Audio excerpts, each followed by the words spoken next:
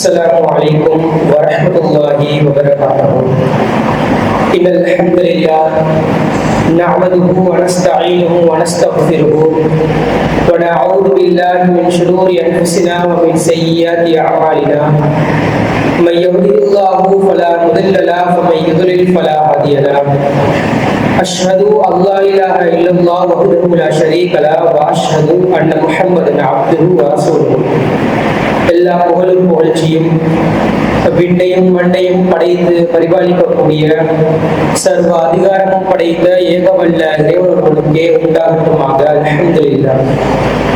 அல்லாஹ்வுடைய சாந்தியும் சமாதானமும் இந்த இஸ்லாமிய மார்க்கத்தின் சத்திய தூதர் எம் உயிரிலும் மேலான கண்மணி நாயகம் ஸல்லல்லாஹு அலைஹி வஸல்லம் அவர்கள் மீதும் அந்நபர்களின் வழிமுறைகளை அனுதினமும் பின்பற்றி வாழக்கூடிய அனைத்து முஸ்லிம்கள் மீதும் என்றென்றும் நின்று நிலவட்டுமாக. சிலோன் தௌஹீத் ஜமாத் மாலிகாவத்தை கிளையினால் ஏற்பாடு செய்யப்பட்டிருக்கக்கூடிய ரமலானை வரவேற்போம் எனும் கேள்வி பதில் நிகழ்ச்சியிலே நாம் அனைவரும் இந்த இடத்திலே ஒன்று குழுமிருக்கின்றோம். இன்னும் ஒரு சில நாட்களில் இறைவனால் சிறப்பிக்கப்பட்ட புனிதமிக்க ரமலானுடைய மாதம் நம்மளை வந்து அடைந்திருக்கிறது. ரமலான் என்று சொன்னால் வெறுமனே நோன்பு கடமையாக்கப்பட்டு நோன்புகளை நோற்றவர்களாகவும் இரவு தொழுகைகளை நிறைவேற்றியவர்களாகவும் அதிகம் குர்ஆனை ஓதக்கூடியவர்களாகவும் திக்ருகள்ல மூழ்கி இருக்கக்கூடியவர்களாகவும் தான தர்மங்களை அதிகமாக வழங்கக்கூடியவர்களாகவும் நாம் இருக்கின்றோம். ஆனால் வெறுமனே வணக்க வழிபாடுகளை மாத்திரம் செய்யக்கூடிய ஒரு மாதமா என்று சொல்லி கேட்டால் கிடையாது. மாறாக இந்த ரமலான் மூலமாக அல்லாஹ் நம்மிடத்திலே ஏராளமான மாற்றங்களை ஏற்படுத்த விரும்புகின்றான். அப்போ ரமலானை அடையக்கூடியவர்களா இறைவன் எதற்காக இந்த ரமலானை நமக்கு வழங்கியிருக்கின்றான், எந்த நோக்கத்துக்காக வழங்கியிருக்கிறான் என்பதை நாம உரிய முறையில் அறிந்து அதன்படி செயற்பட்டு அதன்படி வாழ்க்கையை நடத்தினால்தான் நாம ரமலானை முழுமையாக பயன்படுத்தியவர்களாக மாறுவோம்.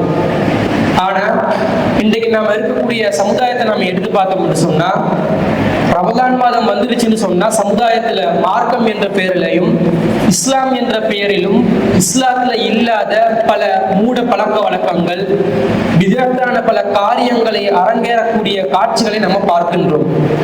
அதற்கு எதிராகவும் நாம பல காலங்களாக நம்முடைய ஜமாத் சார்பாகவும் பல விழிப்புணர்வுகளை மக்களுக்கு மத்தியிலே ஏற்படுத்தி வருகிறோம். இருந்தாலும் இந்த ரமலான் மாதம் குறித்தும் இந்த நோன்பு குறித்தும் மக்கள் மத்தியிலே ஒரு சில பல சந்தேகங்கள் இருக்கக்கூடும்.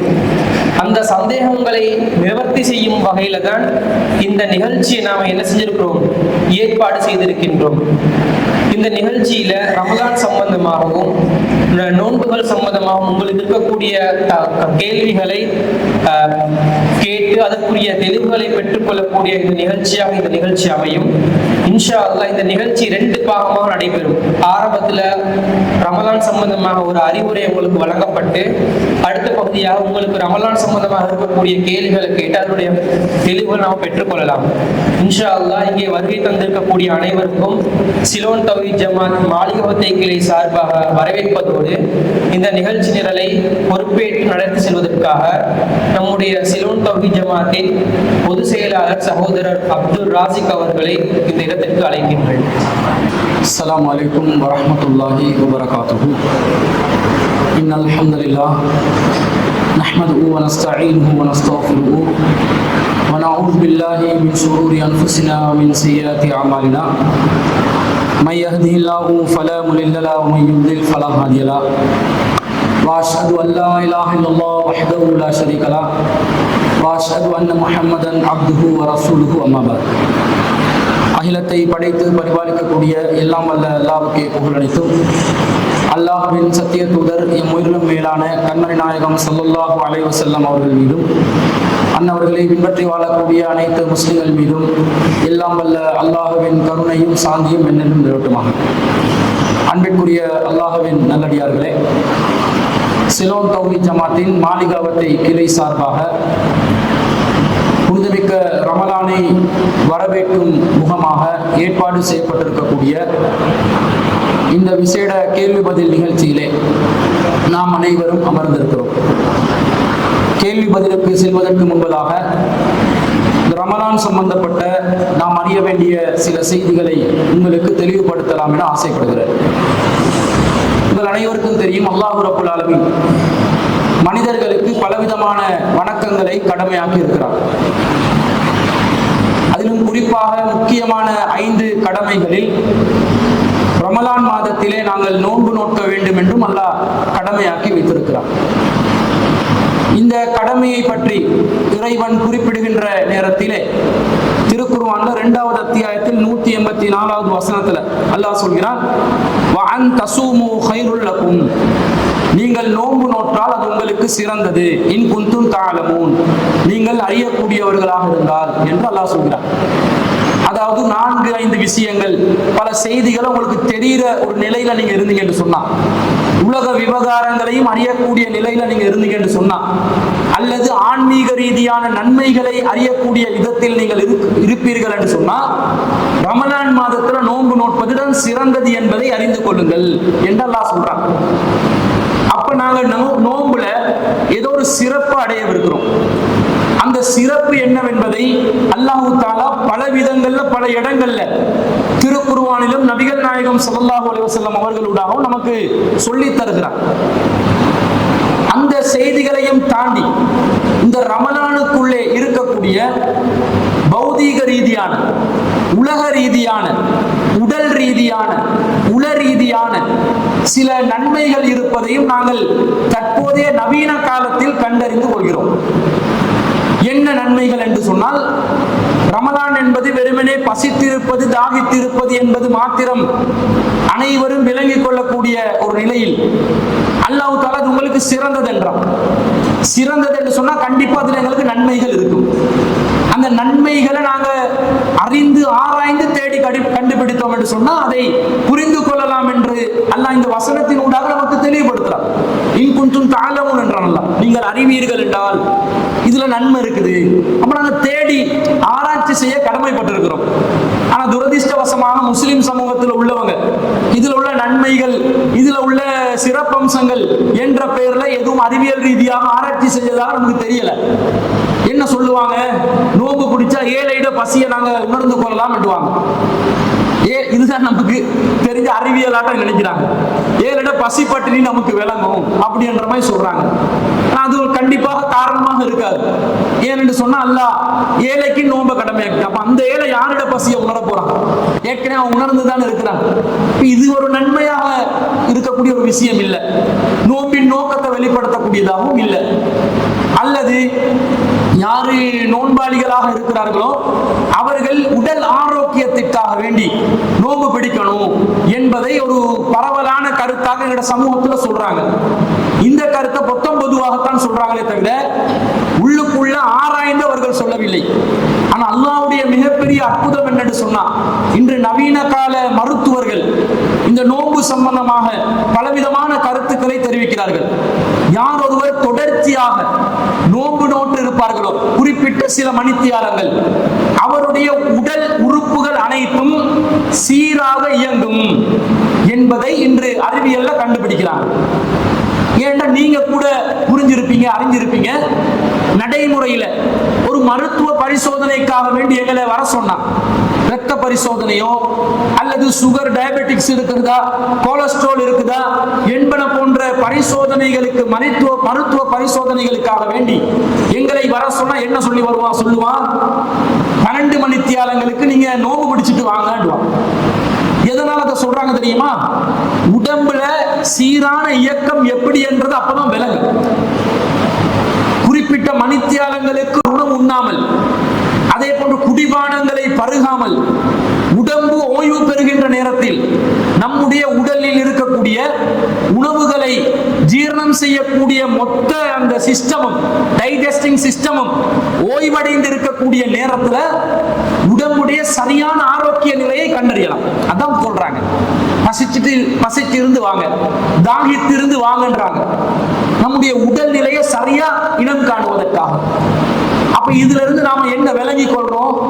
இந்த நோன்பின் ஊடாக பல காலங்களாக தொடர்ச்சி தொடர்ச்சியாக பலவிதமான உணவு வகைகளை உண்டு, பலவிதமான பானங்களை பருகி, உடம்புக்கு எந்த விதமான ஓய்வும் கொடுக்காத நிலையில் பழக்கப்பட்டவர்கள் குறிப்பிட்ட ஒரு மாதத்திலே குறிப்பிட்ட சில மணித்தியாலங்கள் முழுசா உணவுக்கு ஓய்வு கொடுக்கின்ற நேரத்தில் உடம்பு சீராக இயங்கக்கூடிய நிலையில் ஆரோக்கியத்தை, தேக ஆரோக்கியத்தை பெற்றுக் கொள்ளலாம் என்பது இந்த நோம்பின் கிடைக்கக்கூடிய மிகப்பெரிய நன்மையாக நாங்கள் விளங்கிக் கொள்றோம். அப்ப இந்த நன்மை உடல் ரீதியான ஒரு நன்மை. இது அல்லாஹ் தஆலா நமக்கு இந்த நோம்பு மூலமா தந்திருக்கிறார் என்றது நாங்கள் விளங்கிக் கொள்றோம். அடுத்தது அல்லாஹ் என்ன சொல்றான், இந்த நோம்புல கிடைக்கக்கூடிய நன்மையில உள ரீதியான நன்மைகள் இருக்கின்றன. என்ன உள ரீதியான நன்மை என்று கேட்டால், நாங்கள் இறைவனுடைய கட்டளைக்காக வேண்டிதான் நோன்பு நோக்கிறோம். அந்த கட்டளையை இறைவன் எப்படி சொல்கிறான்? 2வது அத்தியாயத்துல 183வது வசனத்துல அல்லாஹ் சொல்லும்போது, யா அய்யுஹல்லதீன ஆமனு, நம்பிக்கை கொண்டவர்களே, குத்திப அலைக்குமுஸ் ஸியாம் கமா குத்திப அலல்லதீன மின் கப்லிக்கும், உங்கள் மீது நோன்பு கடமையாக்கப்பட்டுள்ளது உங்களுக்கு முன் சென்றவர்கள் மீது கடமையாக்கப்பட்டதை போன்று, லஅல்லக்கும் தத்தகூன், நீங்கள் இறையச்சம் உள்ளவர்களாக மாற வேண்டும்.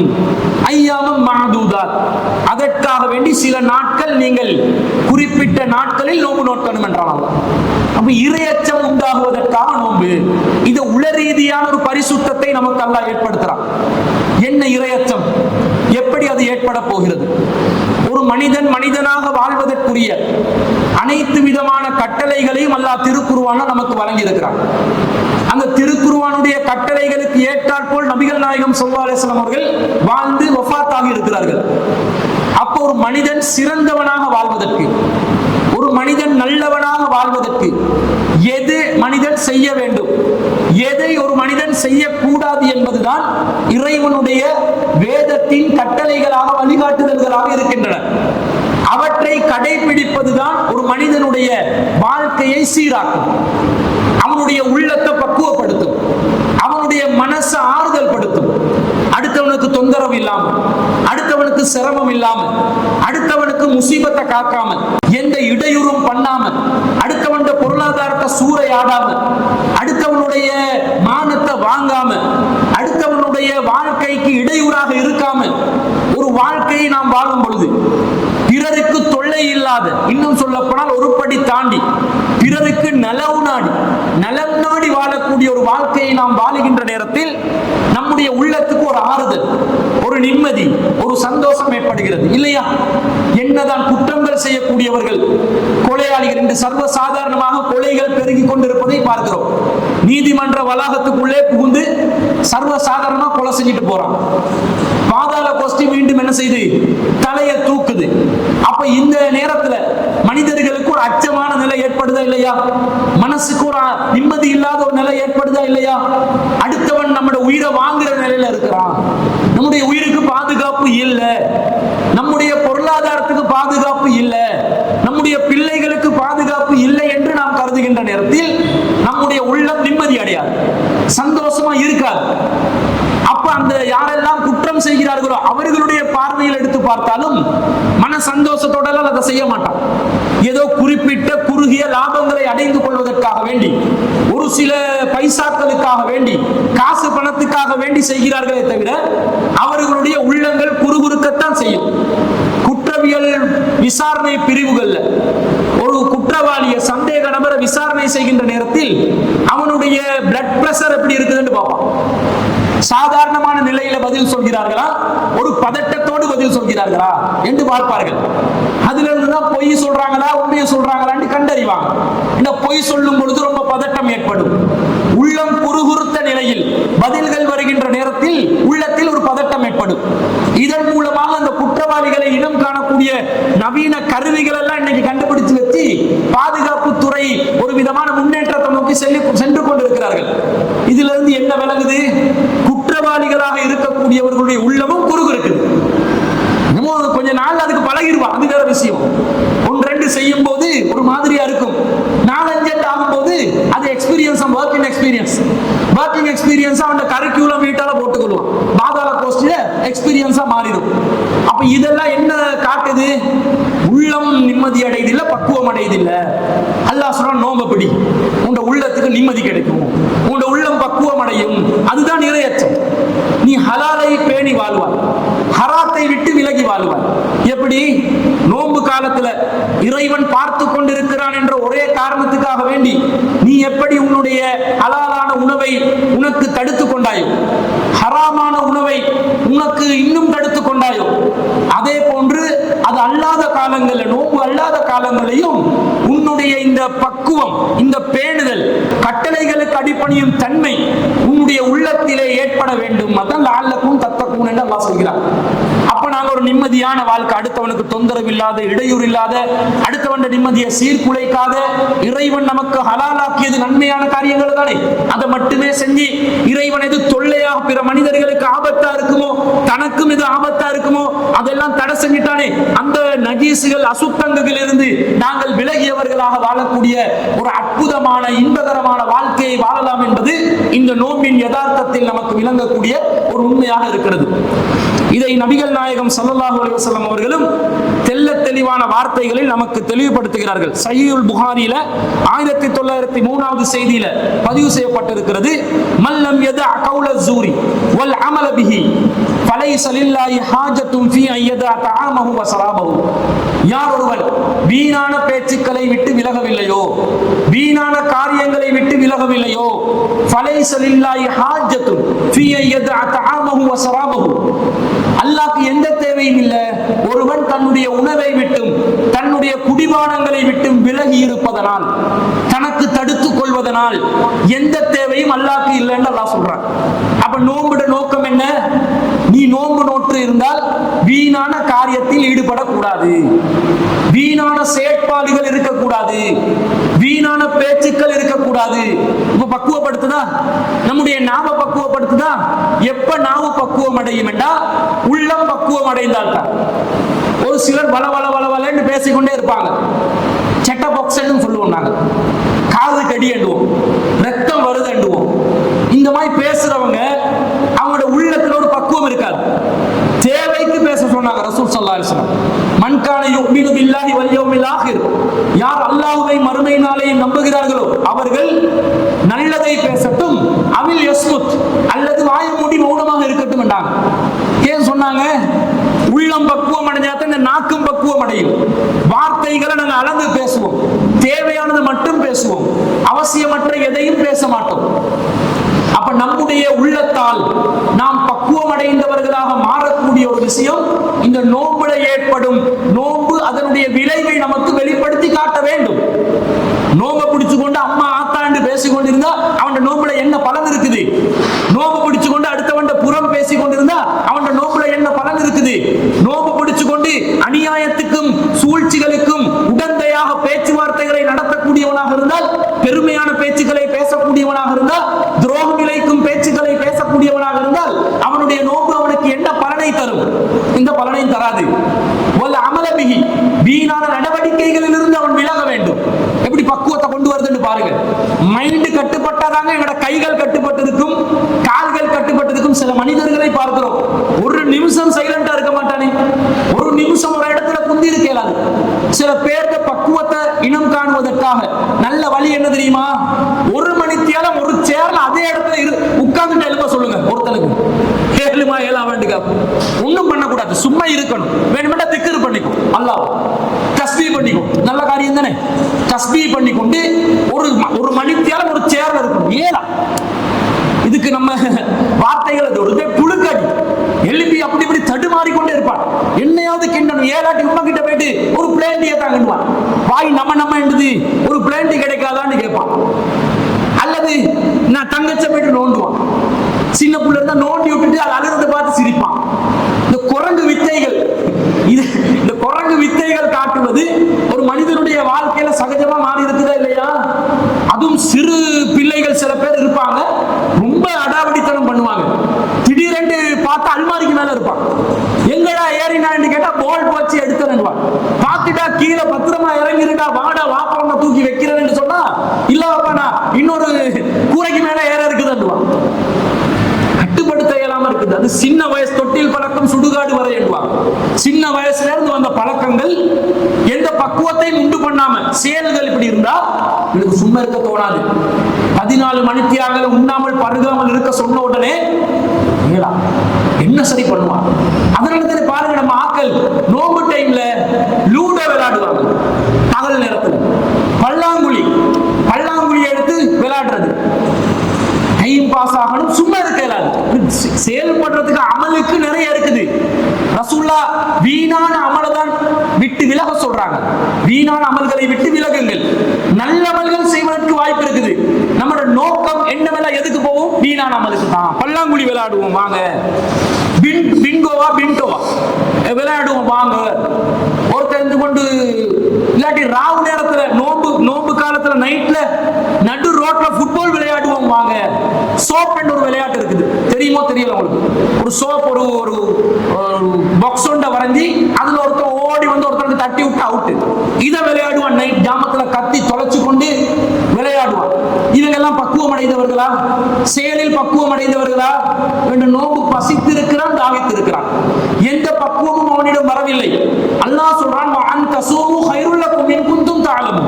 நீங்க நோம்பு நோட்பது சிறந்தது நீங்கள் அறிந்து நோம்பு நோட்பதாக இருந்தால் இந்த வீணான காரியங்களை விட்டு அவன் விலக வேண்டும். இன்னொரு ரிவாயத்தில் ரசூலுல்லாஹ் சொல்றாங்க, மடமைத்தனத்திலிருந்து ஒருவன் விலக வேண்டும். நோம்பு காலத்துல சுத்த மடையனா இருக்கக்கூடாது, மடத்தனமான காரியங்கள்ல ஈடுபடக்கூடாது. நம்ம ஆக்கள் நோம்பு வர்றதுக்கு முன்னாடியே சாபான் மாதத்துல 15ஆம் இரவுல பராத்து ரொட்டி என்ற பேர்ல ரொட்டி, ஈச்சப்பழம், வாழைப்பழம், கல்கண்டு பங்குன்ற பழக்கம் கொண்டு வந்தாங்க. எங்கால வந்துச்சு என்று கேட்டா பாரம்பரியத்திலிருந்து நாங்க செஞ்சு வாரோம் என்றாங்க. ரசூலுல்லாஹ் இதுக்கு வழிகாட்டினாங்களா? ஹதீஸ் ஆதாரங்கள் இருக்குதா? ரொட்டி சுட்டு கொடுக்கிற அளவுக்கு ரசூலுல்லாஹ்க்கு இருந்துச்சா? ரசூலுல்லாஹ் தோல் நீக்கப்பட்ட கோதுமையை கண்டதே இல்லைன்னு வருது. நீங்க ரொட்டியில எந்த மாவை கொண்டு ரொட்டியை சமைக்கிறாங்க? தோல் நீக்கப்பட்ட, பதனிடப்பட்ட, பக்குவமாக்கப்பட்ட, எல்லா விதத்திலும் உணவுக்கு லேசான உணவு தானே இந்த ரொட்டியா கொடுக்குறாங்க. ரசூலுல்லாஹ் அத்தகைய கோதுமை மாவை கண்டதே இல்லை. நபிகள் நாயகத்தின் வாழ்க்கையில் சல்லாடையை பார்த்ததே இல்லை. சல்லாடை தெரிந்தானே? இப்ப நாங்க அரிப்போம், என்னது சல்லாடை, மாவு அரிப்போமே, அந்த சல்லாடை இத ரசூலுல்லாஹ் பார்த்ததே இல்லையா? அப்படி பார்க்கலன்னு சொன்னா இந்த ரொட்டியை ரசூலுல்லாஹ் கொடுக்குற பழக்கம் வச்சிருந்து இருப்பாங்களா? இல்லன்னு விளங்குதா இல்லையா? இவங்க கொடுக்குறாங்க.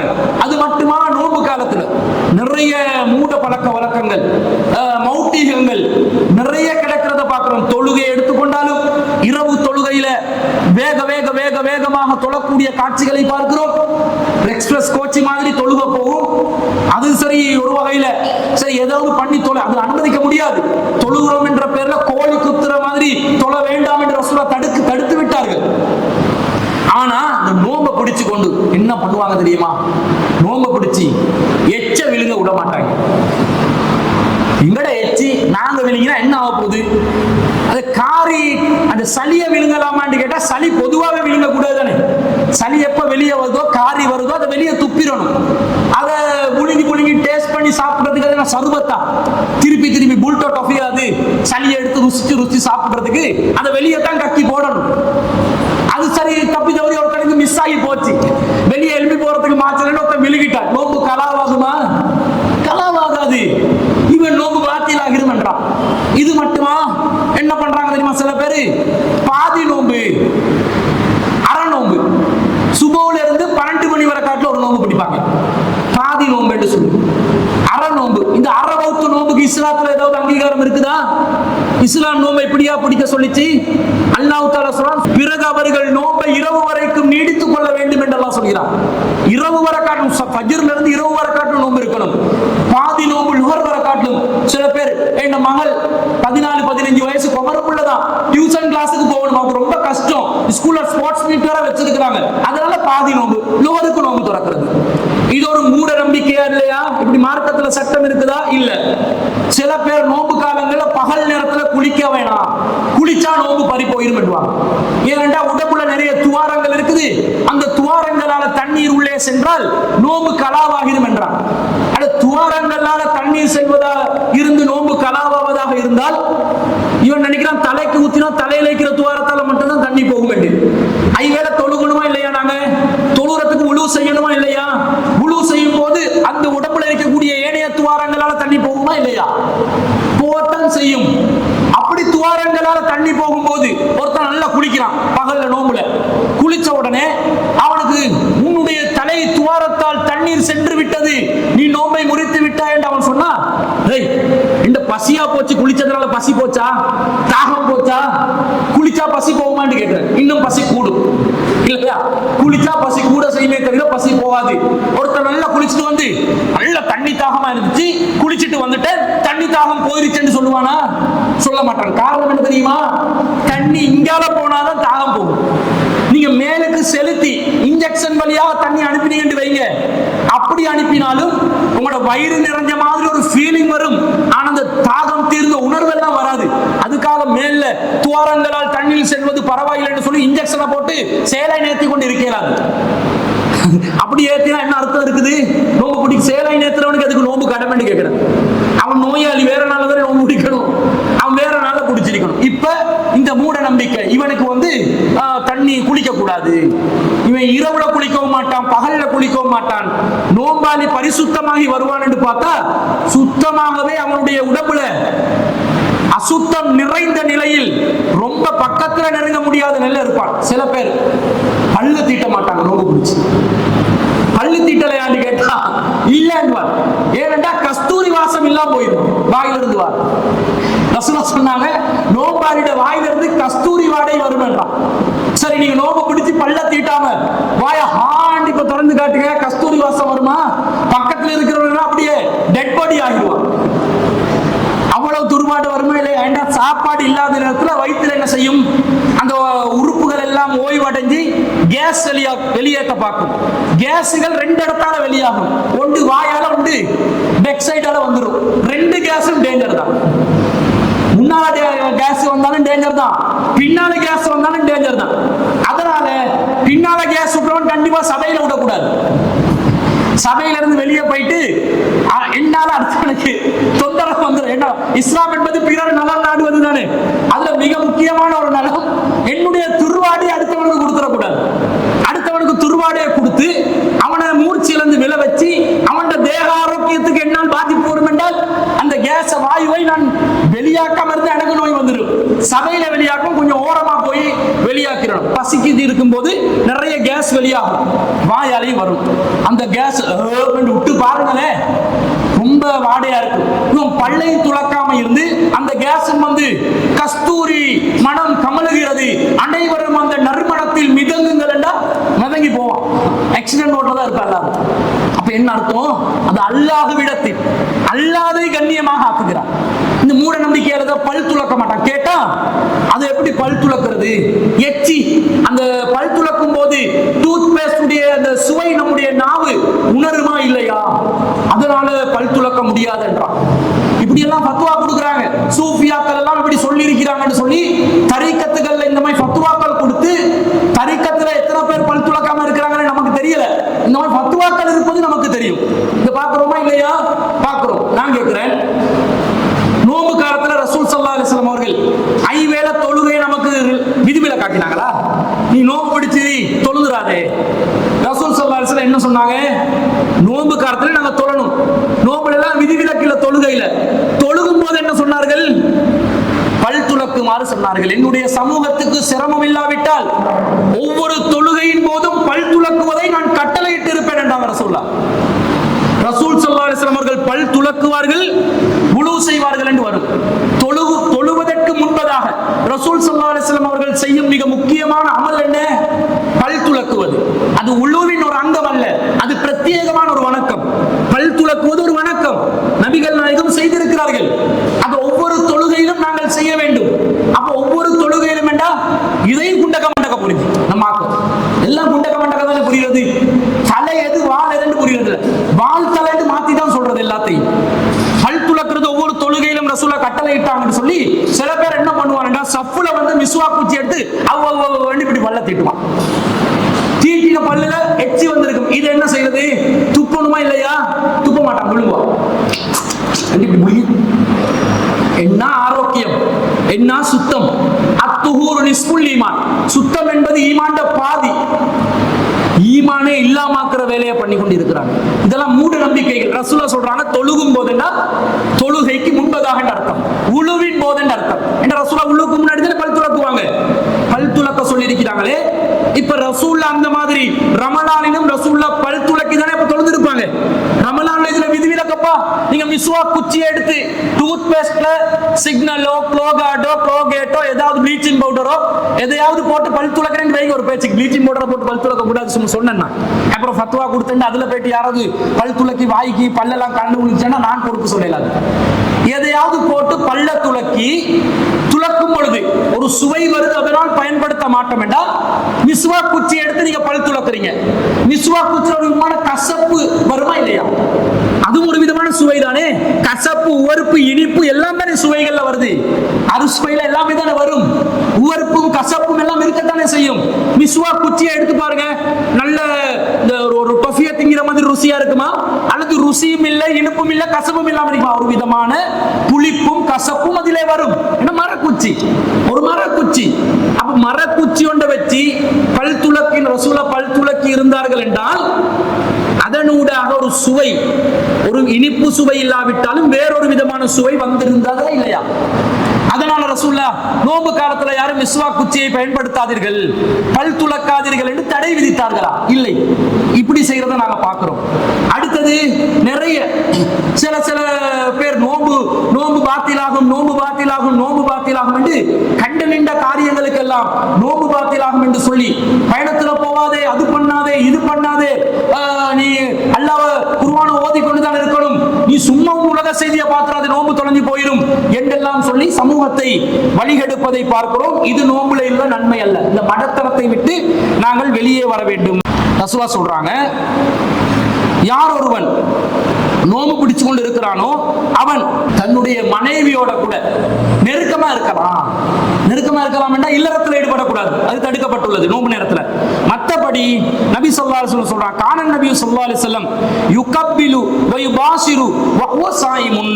நபிகள் நாயகம் ஸல்லல்லாஹு அலைஹி வஸல்லம் அவர்கள் நோம்பு நோட்டு இருக்கும் பொழுது என்னை முத்தமிடுவார்கள். ஆயிஷா ரலியல்லாஹு அன்ஹா சொல்றாங்க. அதே போன்று என்னை கட்டி அணைப்பார்கள், கட்டி அணைச்சு முத்தமிடுவாங்கன்னு வருது. அப்ப ரசூல் ஸல்லல்லாஹு அலைஹி வஸல்லம் நோன்பு நேரத்தில், இந்த செய்தி புகாரில் 1927வது செய்தி, கட்டி அணைச்சு முத்தமிடக்கூடிய ஒரு நிலையில் இருந்திருக்கிறார்கள். இப்ப நோம்பு காலத்துல மனைவி கிட்டையும் நெருங்கக்கூடாது, ஓடிப்போ, நீ கஞ்ச மட்டும் காய்ச்சி கொண்டிரி, பெட்டிச மட்டும் உருட்டி கொண்டிரின்னு சொன்னா அது பிழை. ஏன்டா அது கஷ்டமான நிலைமை. அவங்களும் வந்து இந்த கிச்சனுக்குரிய ஆக்களாகவே நாங்க வச்சதுனால அவங்க காலையில எந்திரிச்ச நேரத்துல இருந்து நோம்பு திறக்கிற நேரம் வர காட்டலும் டியூட்டி டியூட்டி டியூட்டி, கொஞ்சமாவது மனசாட்சி இல்லாம ஹெல்ப் ஆவது பண்ணுவானா? இவன் போயிட்டு பெட்டிஸ் வேணுமென்றுவான், சம்சா வேணுமென்றுவான், சர்பத் வேணுமென்றுவான், அங்கால மறுவ டீயும் நோம்பு திறந்து வேணுமென்றுவான், கஞ்சியும் வேணுமென்றுவான், எல்லாத்தையும் நீ செய்யண்டுவான். ஒரு சம்சாவுக்காவது சம்சாவை ரோல் பண்ணியாவது கொடுத்திருப்பானா? ஒரு பெட்டிஸ வந்து அச்சில போட்டு நசுக்கி மனைவிக்கு ஹெல்ப் பண்ணிருப்பானா? அது பொரிச்சுதான் எடுத்திருப்பானா? எதையும் பண்ண மாட்டான், வேணும் வேணுமென்றுவான். ரசூலை இப்படி கொடுமைப்படுத்தல, ஹெல்ப் பண்ணி தான் இருந்திருக்கிறாங்க. என்ன செஞ்சிருக்கிறாங்க? நோம்பு நேரத்துல கட்டி அணைச்சி முத்தமிட்டு ரொம்ப பாசமா இருந்திருக்கிறாங்க. இந்த மாதிரி இருக்கணுமா இல்லையா? மனைவி விட்டு தூரமாக இருக்கணும் என்றது இல்ல. இது இன்னொரு விஷயத்தையும் பார்க்கணும். இத நபி ஸல்லல்லாஹு அலைஹி வஸல்லம் அவர்கள் யாருக்கு அனுமதித்தார்கள் என்று பார்க்கணும். ஒரு மனிதர் அன்ன ரஜுலன் ஸஅலன் நபிய ஸல்லல்லாஹு அலைஹி வஸல்லம் அனில் முபாஷரத்தி லிஸ்ஸாயிமி, ஒரு மனிதர் நபிகள் நாயகம் ஸல்லல்லாஹு அலைஹி வஸல்லம் அவர்களிடம் வந்து நோம்பாளியாக இருந்து மனைவியை கட்டியணைப்பது சம்பந்தமாக கேட்டார்கள். ஃபரஹஸலஹு, ரசூல் அவருக்கு அனுமதித்தார்கள்.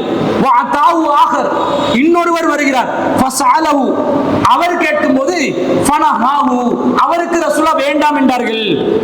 என்ன இது ரசூலா ஏன் ஒருத்தருக்கு அனுமதிச்சு ஏன் ஒருத்தருக்கு வேண்டாம் என்றாங்கன்னு பார்த்தா, ஃபைதல்லதி ரஹஸலஹு ஷேஹுன், யார் வந்து ரசூலா யாருக்கு ரசூலா அனுமதி கொடுத்தார்களோ அவர் ஒரு ஷேகா இருந்தார். ஷேகண்டா வயோதிபராக இருந்தார். வல்லதி நஹாஹு ஷாபுன், யாருக்கு ரசூலா தடை செஞ்சாங்கண்டா இளைஞருக்கு தடை செய்தார்கள். இளைஞன் கட்டி அணைக்கிறது முத்தமிடுறதோட நின்று கொள்ள மாட்டான், அதை தாண்டிடுவான், நோம்பு பாத்திலாகிரும் என்பதனால இளைஞனுக்கு வேணான்னுட்டு ரசூலுல்லா வயோதிபர்களுக்கு அனுமதி கொடுக்குறாங்க. இப்ப ரசூலுல்லா இளைஞர்களுக்கு வேணாண்டாங்க. அங்க யாரு ரசூல் ஸல்லல்லாஹு அலைஹி வஸல்லம் அணைச்சு கொண்டது? மனைவி ஆயிஷா ரலியல்லாஹு, ஒரு யுவதி தானே அவங்களும், அவங்க சின்ன வயசுல தானே இருந்தாங்க. ஏன் ரசூலுல்லா ஆணை குறிச்சு இந்த சட்டத்தை சொன்னாங்கன்னு பார்க்கணும். இல்லறத்தை தீர்மானிப்பவன் ஒரு ஆண் தான். ஒரு பெண் என்னதான் உணர்ச்சி வசப்பட்டாலும் இல்லறத்துல அவங்க தீர்மானிக்க முடியாது. ஆண் இஷ்டப்பட்டாதான் இல்லறம் தீர்மானமாகும். அதுல நபி நபி ஸல்லல்லாஹு அலைஹி வஸல்லத்தை பத்தி அறிவிக்கிறாங்க. ரசூல் ஸல்லல்லாஹு அலைஹி வஸல்லம் அவர்கள் தன்னுடைய உணர்வுகளை அதிகமாக கட்டுப்படுத்தக்கூடியவர்களாக இருந்தார்கள். உணர்வை கட்டுப்படுத்துவாங்க ரசூல் அப்படி கண்ட்ரோல் இருந்தாங்க. மைண்ட் கண்ட்ரோல் இருந்ததுனால கட்டி அணைக்கிறதோட முத்தமிடுறதோட என்ன செஞ்சாங்க, நிறுத்தி கொண்டாங்க. அப்ப இந்த மாதிரி சலுகைகளும் நோம்புல இருக்கிறதுன்றதை விளங்கி, இந்த மாதிரி நன்மைகள் இருக்கிறத விளங்கி நாங்க நோம்பு நோக்கணும்.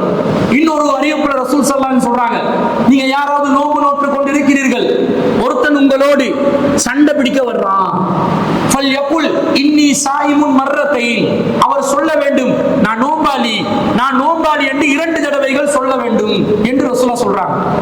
நோம்புல உள்ளம் கட்டுப்படுத்திக் கொள்ற மாதிரி பாருங்க, வீணான காரியங்களை கட்டுப்படுத்திக் கொள்ற மாதிரியே பாருங்க ரசூலுல்லாஹ் எப்படி சொல்லி தர்றாங்க. யாராவது சண்டை பிடிக்க வந்தா இஸ்லாமிய மார்க்கம் என்ன சொல்லுது, வேணான்னு அவனை தடுத்துறணும். மீறி அவன் அடிச்சானண்டா அவனுக்கு திருப்பி அடிக்கலாம். அவன் எந்த அளவுக்கு நம்மளை காயப்படுத்தினானோ அந்த அளவுக்கு அவனை காயப்படுத்தலாம். இஸ்லாமிய அரசாங்கம் இருந்து அரசாங்கத்துக்கிட்ட ஒப்படைக்கணும், நாங்க கையில் எடுக்கக்கூடாது சட்டத்தை. இதானே பொதுவான விதி. ஆனா இலங்கை நாட்டுல அடிச்சவனுக்கு அடியெல்லாம் சொல்ல மாட்டான், போலீஸுக்கு வந்து புகார் செய்யணும் தான் சொல்லுவான். அப்ப ரசூல் ஸல்லல்லாஹு அலைஹி வஸல்லம் இந்த சமூகத்துக்கு என்ன சொல்லி கொடுக்குறாங்க, நோம்பு பிடிக்கிற நேரத்துல ஒருத்தவனுக்கு அடிக்க வந்தா நீ என்ன சொல்லணும், நான் நோம்பாளி, உனக்கு திருப்பி அடிக்கிறதுக்கு உனக்கு உரிமை இருந்தாலும் நீ உன்னை உள்ளத்தை கட்டுப்படுத்திக் கொள்ள வேண்டும்.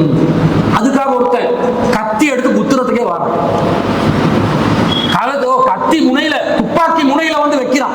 அந்த நேரத்துல நான் நோம்பாளி என்றா கதை முடிஞ்சிடும், அவ்வளவுதான், கோவிந்தான்னு போக வேண்டியதுதான். அந்த நேரத்துல அது இடம் பொருள் லெவல கவனிக்கணும், அந்த நேரம் இல்ல. இப்ப ரசூலுல்லாஹ் பத்ர் போர் செஞ்சாங்க, எப்படி செஞ்சாங்க, நோம்பு பிடிச்சுதானே செஞ்சாங்க, போரே செஞ்சிருக்கிறாங்களே. அப்ப பத்ர் போர்ல போயிட்டு எதிரிகள் அடிக்கும் போது இன்னி சாயிமுன் என்று சொல்லிக் கொண்டிருந்தாங்களா, நஹ்னு சாயிமுன், நாங்கள் நோம்பாளிகள் சொல்லிக் கொண்டிருந்தாங்க இல்ல. அப்ப எவனாகத்தன் வீணா வம்புக்கு வந்து அவனை தடுத்து நிறுத்தாவிட்டால் நாம் அனைவரும் அழிந்து விடுவோம் என்ற ஒரு நிலை வந்தால் என்ன செய்யலாம், இந்த தடை நீங்கிடும்.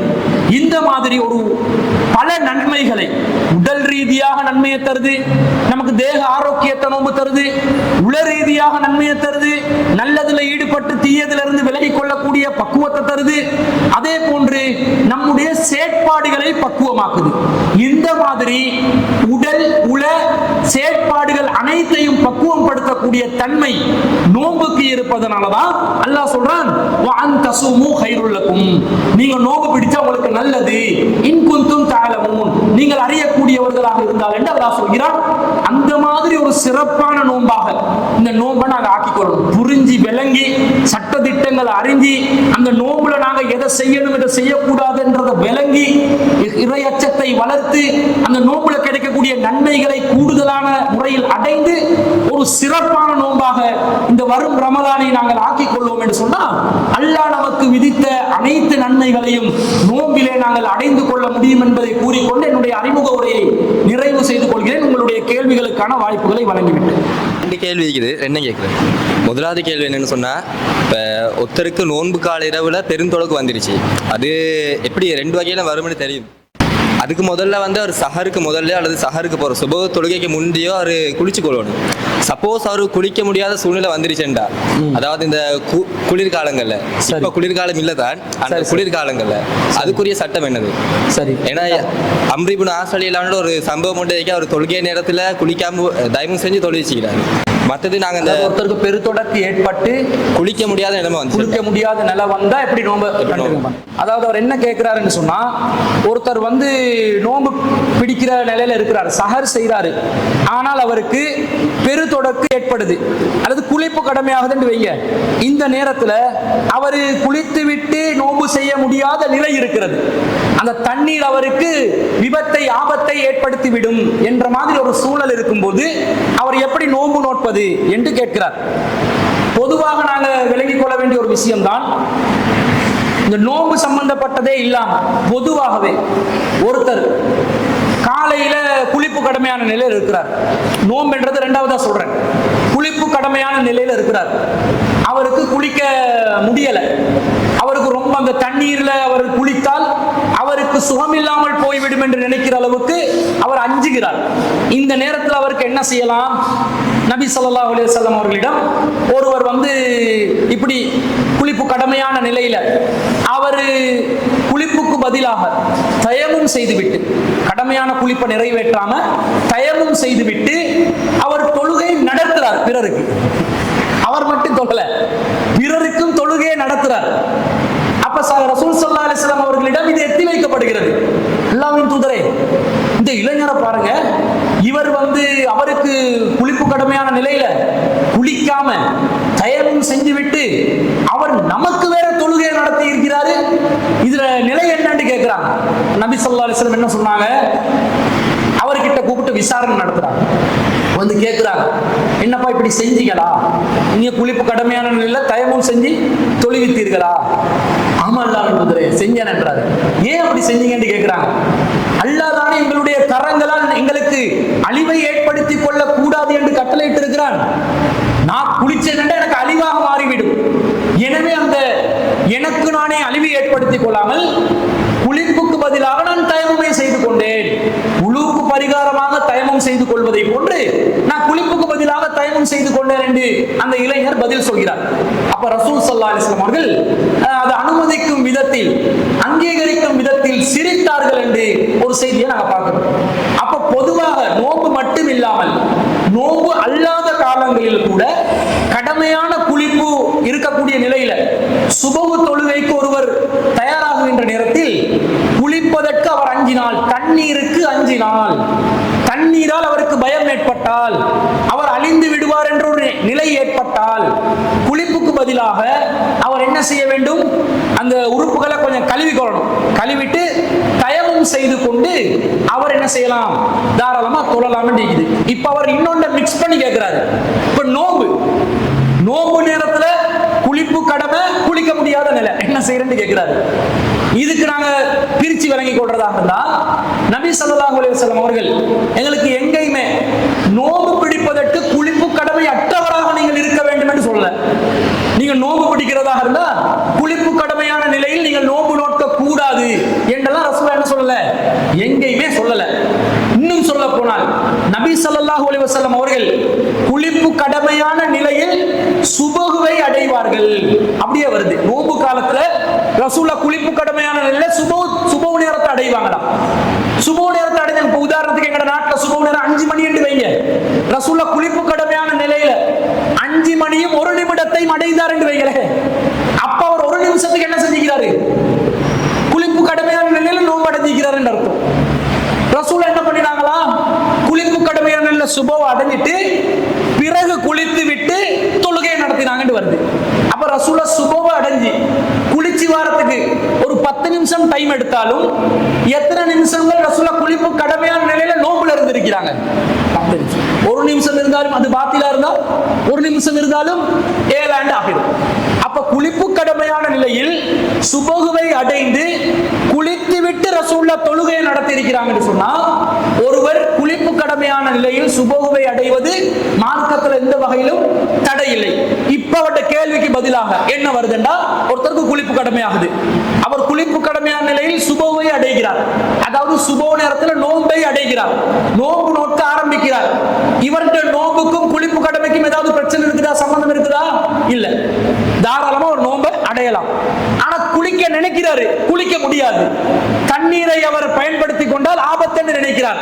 அதற்கு பரிகாரமாக, பகரமாக தயமம் செய்வதை ரசூலுல்லாஹ் அனுமதிச்சிருக்கிறதுனால தயமம் செய்து விட்டு அவர் என்ன செய்கிறார்? தொழுகிறார். அப்படியே காலம் முழுக்க இருந்துடக்கூடாது. 8 மணிக்காவது எழுப்பி குளிக்கணுமா இல்லையா? திரும்ப அவர் லோஹரும் இதேமாய் நல்லா இருந்தா அப்படியே இருக்கலாம். திரும்ப அடுத்த நாள் வர காட்டும், அடுத்த ரமலான் வர காட்டும், இப்படியே தயமம் செஞ்சு செஞ்சு செஞ்சு இப்படி இல்லையே. சுபஹு நேரத்துல குளிருக்காகத்தான் அந்த தண்ணீரை எஞ்சுகிறார். அப்ப குளிர் நீங்கின உடனே அவர் என்ன செஞ்சிடணும்? குளிக்கிற வேலையை செஞ்சு இயல்பான சட்டத்துக்குள்ள அவர் என்ன செஞ்சிடணும்? வந்துடணும் என்பதை நாங்கள் விளங்கிக் கொள்கிறோம். எனவே தாராளமாக குளிப்பு கடமையான நிலையில சுபஹுவை அடையலாம். குளிப்பு கடமைக்கும் சுபஹுக்கும் எந்த பாத்திலையும் அது ஏற்படுத்த போவதில்லை. பிறகு குளிப்புக்கு பதிலாக தயமம் செய்து கொள்ளுகின்ற அந்த பரிகாரம், மாற்று வழிமுறை நமக்கு தரப்பட்டுள்ளதனால் தாராளமாக அந்த நேரத்தில் தயமம் செய்துவிட்டு தொழுக தொழுது கொள்ளலாம், எந்த குத்தமும் அதனால் ஏற்பட போவதில்லை. ரெண்டாவது வந்து நாங்கள் 23 ரக்காத் கியாமுல்லையில் வந்து வழிகேடு விதத்துன்னு சொல்கிறோம். சரி, அதை நாங்கள் 11 கண்டினியூ பண்ணுறோம். ஆனால் எங்கள்ட மேலே விமர்சிக்கிறாங்க எப்படின்னு சொன்னால், நீங்கள் 11 தொழுறதும் விதத்தான் ஆகுது. ஏன்னா ரசூலுல்லாஹ் வந்து 8, 9, 7, 13 தொழுந்திக்கிறாங்க. குறிப்பிட்ட ஒரு நடைமுறையை செய்கிறதும் விதத்தான்ன்றாங்க. இதுக்கு என்ன பதில்? ரெண்டாவது என்ன கேள்வி கேட்கிறாருன்னா, சில பேர் தொழுறாங்க, தொழும் போது 23 ரக்காத் தொழுறாங்க, அதை நாங்க கூடாது என்று சொல்கிறோம். 23 ரக்காத்துக்கு ஆதாரம் இல்ல. 23 ரக்காத் ரசூலுல்லாஹ்வுடைய காலத்துல எங்கேயுமே தொழுதது இல்ல. ரசூல் ஸல்லல்லாஹு அலைஹி வஸல்லம் அவர்களுடைய வாழ்க்கையில இரவு தொழுகையில எந்த ஒரு சந்தர்ப்பத்திலும் 23 ரக்காத்துகளை அடைந்ததே இல்லை என்பது தெள்ளத் தெளிவாக மார்க்கத்தில் ஆதாரமாக இருக்கும் நிலையில் நீங்க மட்டும் 11 என்று வச்சு தொழுறீங்களே, 11 மட்டும் ரசூல் ஸல்லல்லாஹு அலைஹி வஸல்லம் தொழுததாக வருகிறதா? 11 தான் தொழுததாக வருகிறதா? 8 ரசூலா 8, 3, 11 என்றும் வந்திருக்கிறது, 5, 4, 9 என்றும் வந்திருக்கிறது, அல்லது 5 என்றும் வந்திருக்கிறது. இப்படி பல வடிவங்களில் தொழுகை பற்றி வந்திருப்பதனால அதை கண்டினியூவாக நீங்கள் தொழுது கொள்ளலாம் தானே, நீங்க 11 மட்டும் என்று ஃபார்மாலிட்டியாக ஏன் வைக்கிறீங்க என்று கேட்கிறாங்க. பொதுவாக நபி ஸல்லல்லாஹு அலைஹி வஸல்லம் அவருடைய இரவு தொழுகை எண்ணிக்கை எத்தனை வருதுண்டா? சஹீஹுல் புகாரில வரக்கூடிய செய்தி, ஆயிஷா ரலியல்லாஹு அன்ஹா அவர்கள் அறிவிக்கக்கூடிய ஒரு செய்தி. ஆயிஷா ரலியல்லாஹு அன்ஹா அவர்களிடம் ஒரு தாபி வந்து கேட்கிறார், கைஃப கானத் ஸலாத்து ரசூலில்லாஹி ஸல்லல்லாஹு அலைஹி வஸல்லம் ஃபீ ரமலான், ரசூலுல்லாஹ்வுடைய ரமலான் காலத்தில் இரவு தொழுகை எவ்வாறு இருந்தது? அதுக்கு ஆயிஷா ரலியல்லாஹு அன்ஹா என்ன சொன்னாங்க? மா கான நபியு ஸல்லல்லாஹு அலைஹி வஸல்லம் யஸீது ஃபீ ரமலானி வலா ஃபீ கைரிஹி அலா 11 ரக்கா. ரசூலுல்லாஹ் ரமலான் மாதத்திலும் ரமலான் அல்லாத மாதத்திலும் 11 ரக்காத்துகளுக்கு மேலாக தொழுததே இல்லை என்று தெளிவா வருது. பொதுவாகவே ரசூலுல்லாஹ்வுடைய இரவு தொழுகை எண்ணிக்கை எத்தனை இருந்திருக்குது? 11 தான். அதான் ஃபார்மாலிட்டியான எண்ணிக்கை. இன்னும் சொல்ல போனால் உமர் ரலியல்லாஹு அவர்களுடைய காலத்துல மக்கள் பலவாறாக கூறுகளாக பிரிந்து இரவு தொழுகையை தொழுது கொண்டிருக்கிறார்கள். அப்படி தொழுது கொண்டிருக்கிறத உமர் ரலியல்லாஹு அவர்கள் அந்த பள்ளிவாசல்ல போயிட்டு பார்த்தா எல்லாரும் பிரிஞ்சு பிரிஞ்சு தொழுறாங்க என்றதை பார்த்து, எல்லாம் இப்படி பிரிஞ்சு பிரிஞ்சு தொழுறாங்களே என்றதை பார்த்து எல்லாரையும் ஒரே தலைமையில கொண்டு வந்து ஒரு தொழுகைக்கு நாங்கள் ஏற்பாடு செஞ்சா நல்லா இருக்கும் தான் என்று சொல்லி தமீமுத் தாரி ரலியல்லாஹு அவர்களையும் உபை இப்னு கஅப் ரலியல்லாஹு அவர்களையும் அந்த இரவு தொழுகைக்கு தலைமை தாங்க சொல்லி முஅத்தா மாலிக்கிலே உமர் ரலியல்லாஹு அவர்கள் 11 ரக்காத் தொழுவீங்க என்றாங்க. இப்ப என்ன விளங்குது? அந்த 11 ரக்காத் என்பதுதான் பொதுவாக இரவு தொழுகையோட எண்ணிக்கையா இருந்திருக்கு. அதுதான் ஃபார்மாலிட்டியா இருந்திருக்குது. ஆனாலும் நபி ஸல்லல்லாஹு அலைஹி வஸல்லம் அவர்கள் சில பல நேரங்கள்ல மாத்தி மாத்தி என்ன செஞ்சிருக்கிறாங்க? தொழுது இருக்கிறாங்க. ரசூலுல்லாஹ் மைமூனா ரலியல்லாஹு அன்ஹா தன்னுடைய மனைவியோட வீட்டுல தொழுற நேரத்துல இப்னு அப்பாஸ் ரலியல்லாஹு அன்ஹு சொல்றாங்க, என்னுடைய சிறிய அம்மா மைமூனா அவர்களுடைய வீட்டில் ரசூல் ஸல்லல்லாஹு அலைஹி வஸல்லம் அவர்கள் வந்து தங்குற நாள்ல இரவு தொழுகையை நடத்துவாங்க. நான் இடது பக்கத்துல போய் நிற்பேன், என்னுடைய காதால் இழுத்து என்னை வலது பக்கத்தில் வைத்துக் கொள்வார்கள். அந்த நேரத்தில் ரசூலுல்லாஹ் 13 ரக்காத் தொழுது இருப்பதாக ஹதீஸ்ல வருது. 2 2 2 அவர் சொல்றது 13 ரக்காத்தா வருது. இப்படியும் தொழுது இருக்கிறாங்க. சில நேரம் ரசூல் ஸல்லல்லாஹு அலைஹி வஸல்லம் அவர்கள் 9 ரக்காத் தொழுது இருக்கிறாங்க, 7 ரக்காத் தொழுது இருக்கிறாங்க, 5 ரக்காத் தொழுது இருக்கிறாங்க. இதை மாத்தி மாத்தி என்ன செய்யலாம்? தொழலாம்.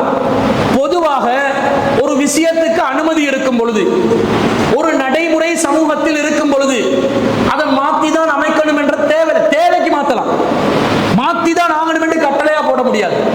இப்போ உதாரணமாக சொல்வதாக இருந்தா, ஜும்மாவுடைய நேரம் என்றா எது? ஜும்மாவுடைய நேரம் இப்ப நாங்கள் லுஹருடைய நேரத்துல ஜும்மா தொழுறோம், அது மட்டுமா ஜும்மாவுடைய நேரம்? இல்ல. சஹாபாக்கள் என்ன சொல்றாங்க? நாங்கள் காலை பொழுதிலே காலை உணவு எப்போது சாப்பிடுவோம்? ஜும்மா தொழுது விட்டு தான் சாப்பிடுவோம் என்றாங்க. காலை உணவு எத்தனை மணிக்கு தின்னுவாங்க? 1 மணிக்கா? எத்தனை மணிக்கு தின்னுவாங்க? காலை உணவு எத்தனை மணிக்கு சாப்பிடுவாங்க? குறைஞ்சது 8, 9 மணிக்காவது சாப்பிடுவாங்களா இல்லையா? எங்களுக்கு காலை வந்து 12 மணிக்கு, அது வேற விஷயம். ஆனா அந்த மக்கள் என்ன செய்வாங்க? சுபவுடைய தொழுகைக்கு பிறகு சூரியன் உதிச்ச பிறகு கூட காலை உணவு என்ன செய்வாங்க? சாப்பிடுவாங்க. அரபுகள்ட்ட 2 நேர உணவு வழக்கம் தான் இருந்தது. அதனால அவங்க அந்த நேரத்துல சாப்பிட்டு இருக்கலாம். அப்ப அவங்க காலை உணவு ஒரு 8, 9 மணிக்கு சாப்பிட்டு இருக்கிறாங்க. எதை தொழுதுட்டு?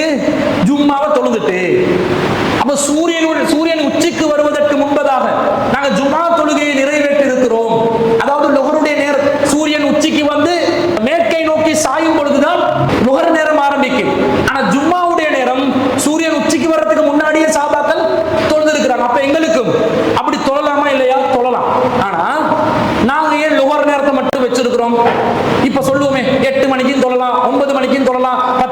சொல்லலாம், 11க்கும் சொல்லலாம், 12க்கும் சொல்லலாம். இன்னும் சொல்ல போனால் அதிகமான வெப்பம் இருக்கிற நேரத்தில் ரசூலுல்லாஹ் தொழுகையை தாமதப்படுத்த சொல்லுவாங்க. அப்ப கிட்டத்தட்ட அசர் 3 மணிக்குன்னா 2 மணி 2:30 மணிக்கு ஜும்மா என்ன செய்யலாம், தொழலாம் என்று விளங்குது. நாங்க ஜமாத்தால முதல் வாரம் 10 மணி, 2வது வாரம் 11 மணி, திடீரென்று அடுத்த வாரம் 8 மணி, திடீரென்று அதுக்கு அடுத்த வாரம் 2:30 மணி என்று அறிவிச்சு வைங்க. ஜும்மாக்கு வாரம் எல்லாம் கன்ஃபியூஸ் ஆகி தலையை சொல்லி கொண்டு நிப்பானா இல்லையா? ஏய் உண்ட சொல்லுங்கடா, நாங்க வேலை வெட்டியை வச்சுதான் வரணும், எங்களுக்கு என்ன ஒரு நேரத்தை சரியா நீங்க நியமிச்சாதான் நாங்க வந்து ஓய்வெடுத்து ஒரு இடத்துக்கு வர்றதுக்கு லேசா இருக்கும் என்பதை காரணம் காட்டி ஒரு குறிப்பிட்ட நேரத்தை பிக்ஸ் பண்ண சொல்றாங்களா இல்லையா, பிக்ஸ் பண்ணுவோம். அதே நேரத்தில் அந்த பிக்ஸ் பண்றது கூட ஒட்டுமொத்த ஒரு சமூகத்துக்கு இந்த நேரம் பொருத்தமில்லை என்று கருதினால் என்ன செய்யலாம், தாராளமா ஜும்மா நேரத்தை முன்ன பின்ன மாத்தி கொண்டும் தொழலாம். என்ன அசர தாண்டாம பார்த்துக் கொள்ளணும், சூரியன் உதிச்சதுக்கு பிறகு தொழுது கொள்ளணும், அனைவருக்கும் ஒரு நேரத்தை அறிவித்து தொழணும் என்றது விளங்குது. நேரம் அனுமதிக்கப்பட்டிருந்தாலும் நாங்கள் நடைமுறைப்படுத்தும் பொழுது சில விஷயங்களை கருத்துல கொள்றோம். இதே போன்று இரவு தொழுகையை நாங்கள் 11 ரக்காத் தொழுறோம். நாங்க சொல்லல 11 ரக்காத் மட்டும்தான், 13 தொழலாம், 7 தொழலாம். பள்ளிவாசலுக்கு வர்றவங்களுக்கு 11 ரக்காத் தொழாம வெளியே போன காலை உடைச்சி இன்னும் மண்டியிட வச்சு அடிச்சு கொள்ளு இப்படி சொல்லுவோமா? இல்ல, 2 ரக்காத்தை தான் இமாம் தொழுவாரு. நீங்க 2 ரக்காத்தை உங்களுக்கு தேவையான எண்ணிக்கையை தொழுந்துட்டு உட்கார்ந்து குர்ஆனை திலாவத் பண்ணுங்க. இன்னும் சொல்ல போனா ஜமாத்தா தொழுதுதான் ஆகணுமா? வீட்டில் தொழுதுக்கோங்க, இரவுல சஹருடைய நேரத்தில் தொழுதுக்கோங்க. இன்னும் சொல்ல போனால் உமர் இப்னு கத்தாப் ரலியல்லாஹு அன்ஹு அவர்கள் அந்த 11 ரக்காத்தை ஏற்பாடு செய்துவிட்டு என்ன சொல்றாரு தெரியுமா? நான் வந்து தூங்கிட்டு தான் பிறகுதான் தொழுவேன் என்றாங்க. சஹருடைய நேரத்தில் தான் தொழுவேன், அதான் சிறந்தது என்றாங்க. அப்ப என்ன அர்த்தம்? தனித்தனியா தொழுதுக்கோங்க. ஜமாத்தா தொழணும் என்று விரும்புறவங்களுக்கு தான் இந்த ஜமாத் ஏற்பாடு. ஜமாத் தொழுக வச்சிருக்கிறோம், ஜமாத்துல எல்லாரும் வரணும், வராட்டி எல்லாரும் பாத்தில் உங்களோட வீடுகளை நெருப்பு இப்படி எல்லாம் சொல்ல முடியாது. சொல்ல முடியுமா? ஏனே பரலான தொழுகைகளுக்கு சொல்ற மாதிரி சொல்ல முடியுமா? முடியாது. நாங்க இங்க 11 ஏற்பாடு செஞ்சிருக்கிறோம். வித்திர தனியா தொழுவிக்கிறோம். நீங்க வித்திர ஜமாத்தா 10 தொழுது வீட்டுக்கு போய் 3 வித்திர நீங்க தனியா தொழுது கொள்ளலாம். அல்லது ஜமாத்தா 8 தொழுது வீட்டுக்கு போய் 5 ரக்காத்துகள் வித்திரா தொழுது கொள்ளலாம். அல்லது ஜமாத்தா தொழாம நீங்க பள்ளிக்கு வந்து பயானம் மட்டும் கேட்டுட்டும் போயிட்டு தனிமையில வீட்டுல முழுசா தொழுது கொள்ளலாம். இந்த 23 ரக்காத் செட்டப்புக்கு நாங்க 11 ரக்காத்தை கொண்டு வரவே இல்லை. தப்பா சொல்றாங்க, நாங்க இதுக்கு மாற்றமா தான் சொல்றோம். ரமலான் மாசத்துல சைத்தான விலங்கிட்டு தான் ஏன் ரமலான் மாசத்துல கூடிய பாவங்களை செய்யறாங்க. என்ன கேட்கிறாரா? ரமலான் மாதத்தில் சைத்தான் விலங்கிடப்படுகின்றன என்று ஹதீஸ் வருது. இதா ஜா ரமலான், ரமலான் மாதம் வந்துவிட்டால் ஃபுதியத் அப்வாபுல் ஜன்னா, சொர்க்கத்தின் வாசல்கள் திறக்கப்படுகிறது. வ உல்லிகத்தில் அப்வாபுன் நார், நரகத்தின் வாசல்கள் எல்லாம் அடைக்கப்படுகின்றன. வசூல் சிலத்தி ஷயாத்தீன், சைத்தான்கள் விலங்கிடப்படுகிறார்கள் என்று ரசூலுல்லாஹ் சொல்றாங்க. புகாரி முஸ்லிம்ல பல ஹதீஸ் கிரந்தங்கள்ல பதிவான ஒரு செய்தி, ஆதாரப்பூர்வமான செய்தி. சைத்தானுக்கு விலங்கு போட்டாச்சு. விலங்கு போட்ட சைத்தான் எப்படி ரமலான்ல கூடையா நடமாடுறான்? ரமலான்ல தானே நிறைய இப்லீசுகள் நடமாடுது, நிறைய மக்களுக்கு தொந்தரவு, கதவை தட்டி பூ போச்சு அப்படி உடைச்சிட்டு ஓடுவான். தூங்கி கொண்டு இருக்கிறவங்க கதவை தட்டிட்டு பூ எல்லாம் வச்சிருப்பாங்களே, அழகான பூந்தோட்டம்லாம் வச்சிருப்பாங்க, அழகான வீடுகள், சில வீடுகள்ல அதை எல்லாத்தையும் உடைச்சிட்டு கதவை தட்டிட்டு ஓடுவான், பெல் அடிச்சுட்டு ஓடுவான்.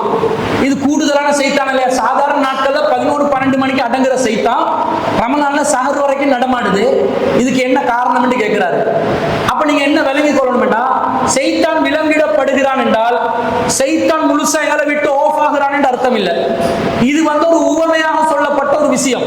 நேரடி அர்த்தத்துல புரிஞ்சு கொள்வதா அல்லது ஒரு உவமையில இலக்கியத்துல புரிஞ்சு கொள்றதா என்றதை நாங்க அந்த கருத்தை வச்சு பார்க்கலாம். சைத்தான் விலங்கிடப்படுவது என்பது நேரடி அர்த்தம். சைத்தானுக்கு இனி வரையலாம், சைத்தான் எல்லாம் அரெஸ்ட் பண்ணியாச்சு. அப்ப மூமின்கள் முஸ்லிம்கள் அப்படியே இருப்பாங்க என்று சொன்னா, ரமலான்ல காஃபிர்கள் எல்லாம் என்ன செஞ்சிருவாங்க? நாங்க தாவா பண்ண இஸ்லாத்துக்கு வந்து சேர்ந்து கொண்டே இருப்பாங்க. என் சைத்தான் அவளை வழி கெடுக்காது, எல்லாம் நல்லவனாவே இருப்பான். எந்த பாவம் உலகத்தில் நடக்காது, கொலை நடக்காது, கொள்ளை நடக்காது, வட்டி நடக்காது, விபச்சாரம் நடக்காது, சூதாட்டம் நடக்காது, எதுவும் நடக்காது. அப்ப அங்க சைத்தான் விலங்கிடப்பட்டு சைத்தான் முழுசா அரெஸ்ட் பண்ணி வச்சு எந்த பாவமும் நடக்காத சூழல் என்றுதான் அந்த ஹதீஸுக்கு அர்த்தமா? இல்லை. என்ன அர்த்தம்? அப்ப ஒரு இலக்கிய நயத்துல நாங்க ஒரு கருத்து கொடுக்கணும். அதாவது அதாவது சில சொற்கள் இருக்கும் நேரடி அர்த்தத்துல புரிந்து கொண்டால் விபரீதமாகும் போது மறைமுகமான அர்த்தத்துல புரிஞ்சு கொள்ளணும். என்ன அர்த்தம்? ஒரு மனைவியை பார்த்து உன் முகம் நிலவை போன்று பிரகாசிக்கிறது அப்படி என்று சொல்லி மனைவியை பார்த்து சொல்லிட்டு இப்ப ரமலான்ல புறப்பாக்கணும். ஒருத்தன் வந்து புறப்பாக்குறதுக்கு போகலையான்னு கேட்டா பொண்டாட்டிட பூஜை பார்த்து கொண்டிருக்கிறான். என்ன அதான் நிலவு, அந்த நிலவை பார்த்து கொண்டிருக்கிறேன், எப்ப தலை போற எப்ப மூஞ்சில விலக பார்த்து கொண்டிருக்கிறேன், சரி வருமா? வராது. ஒருத்தன் வந்து இவனுடைய தேஜஸை பாருங்கள், இவனுடைய கம்பீரத்தை பாருங்கள், சிங்கத்தை போன்று இவன் வீரமாக இருக்கிறான். ஒருத்தன் போயிட்டு பின்னாடி அவன பின்பக்கத்தை தடவுறான். என்னடா தடவுறாய் என்று மண்டல குட்டி கேட்டா, சிங்கம் என்றால் உங்களுக்கு வால் இருக்குதான்னு தடவி பார்த்தேன். இது சரி வருமா? நரி புத்தி என்று சொன்னா அவன் அந்த சிந்திக்கிற தன்மை வித்தியாசமா சிந்திக்கிறான் என்ற அர்த்தத்துல வருமே தவிர, தப்பா சிந்திக்கிறான், சூழ்ச்சியில சிந்திக்கிறான் என்ற அர்த்தமே தவிர நேரடி பொருள் இல்லை. இந்த மாதிரி சைத்தான்கள் விலங்கிடப்படுகிறார்கள் என்றால் பாவங்கள் செய்வதற்குரிய வாய்ப்புகள் குறைக்கப்பட்டு நன்மைகள் செய்வதற்குரிய அதிகமான வாசல்கள் திறக்கப்பட்டு, அதான் அந்த ஹதீஸ்ல வருது, இதா ஜா ரமலான் மாதம் வந்து விட்டால் ஃபுதிஹத் அப்வாபுல் ஜன்னா, சொர்க்கத்தின் வாசல்கள் திறக்கப்படும். என்ன அர்த்தம்? சொர்க்கத்துக்கு எல்லாரும் நுழையும் விதத்தில் அதிகமாக அல்லாஹ்வுடைய அருள் இறங்குகிறது, அதிகமாக அல்லாஹ்வுடைய அந்த மக்ஃபிரத் பாவம் மன்னிப்பு இறங்குகிறது என்ன அர்த்தம்? நரகத்தின் வாசல்கள் அடைக்கப்படுதுன்னா நரகத்துக்கு போறதுக்குரிய வாய்ப்புகள் குறைக்கப்படுகிறது. சாதாரண நாட்கள்ல 5 நேர தொழுகை ஒழுங்கா தொழ மாட்டான், ரமலான்ல இரவு தொழுகையும் சேர்த்து தொழுவான், இஸ்திக்பார் செய்வான், குர்ஆன் திலாவத் செய்வான், நோம்பு பசிப்பட்டினில வேற இருப்பான். இதெல்லாம் அவனை நன்மையில அதிகம் செய்வதற்கு வாய்ப்பு அமைதா இல்லையா? அமைது. அப்ப நன்மைகள் அதிகமா செய்து பாவங்களை விட்டு விலகுவதற்குரிய வாய்ப்புகள் சூழல்கள் அதிகமாக ரமலான்ல ஏற்படுவதனாலையும் ஒவ்வொரு அமலுக்கும் அல்லாஹ் அதிகமான நன்மைகளை தருவதனாலையும் இந்த நோம்புல அல்லாஹ் தர நன்மைக்கு அளவே இல்லை என்று வந்ததனாலையும் அந்த சைத்தான்கள் கண்ட்ரோல் ஆக்கப்படுறாங்கன்னு அர்த்தம். வேற நாள்ல மாதிரி எங்களை ரமலான்ல வந்து வழிகெடுக்க இயலாது. ரமலான்ல அளவாதான் வந்து சொல்லுவான், அடே அதை பண்ணுடா, தொலைப்போவாதுடா, மாச்சலா இருக்குதுடா, சஹர் செய்யணும்டா, நேரத்தோட படிடா, நாளைக்கு வேலைக்கு போகணும்டா, தூக்கம் முடிச்சு அப்படின்னா வேலை செய்யறது, இரவு தொழுகாத பயான கேட்காத அவனோட பயான எவ்வளவுதான் கேட்கறது என்று சொல்லி சோம்பரத்தனமான சில சோம்பேறிகளாக கூடிய ஐடியா தரும்போது இல்லை, தொழுவதனால் மன் காம ரமலான இமானன் வஹ்திசாபன் குஃபிர லஹு மா தகத்தம மின் தம்பிஹி, யார் ஒருவர் ரமலான் மாதத்திலே ஈமானுடனும் நன்மைகளை எதிர்பார்த்து நின்று வணங்குவானோ அவனுடைய முன்பாவங்கள் மன்னிக்கப்படும் என்று இருக்குது, நான் பள்ளிக்கு போவேன் தொழுவேன் என்று அந்த ஈமான முன்னுக்கு கொண்டு வர்றான் பாருங்க. இதன் சைத்தான் தோல்வி அடைவதற்குரிய காரணம் அமைவதனால்தான் சைத்தான்கள் விலங்கிடப்படுகிறார்கள் என்று சொல்லப்படுகிறதே தவிர நேரடி அர்த்தத்தில் புரிந்து கொள்ள முடியாது என்ற எப்பவும் சைத்தான்களோட நடமாடி கொண்டு தான் இருப்பான். அவன் நம்ம விட்டு போறது இல்லை, வழிகெடுப்பான். நாங்க அவனை மிகைக்கிறதுக்குரிய வாய்ப்புகள் ரமலான்ல அதிகமா நமக்கு கிடைக்கிறத கண் கூடாகவே நாங்க என்ன செய்யறோம் பார்க்கிறோம். இதுதான் அதனுடைய அர்த்தமாகவும் இருக்க வேண்டும். அஸ்ஸலாமு அலைக்கும்.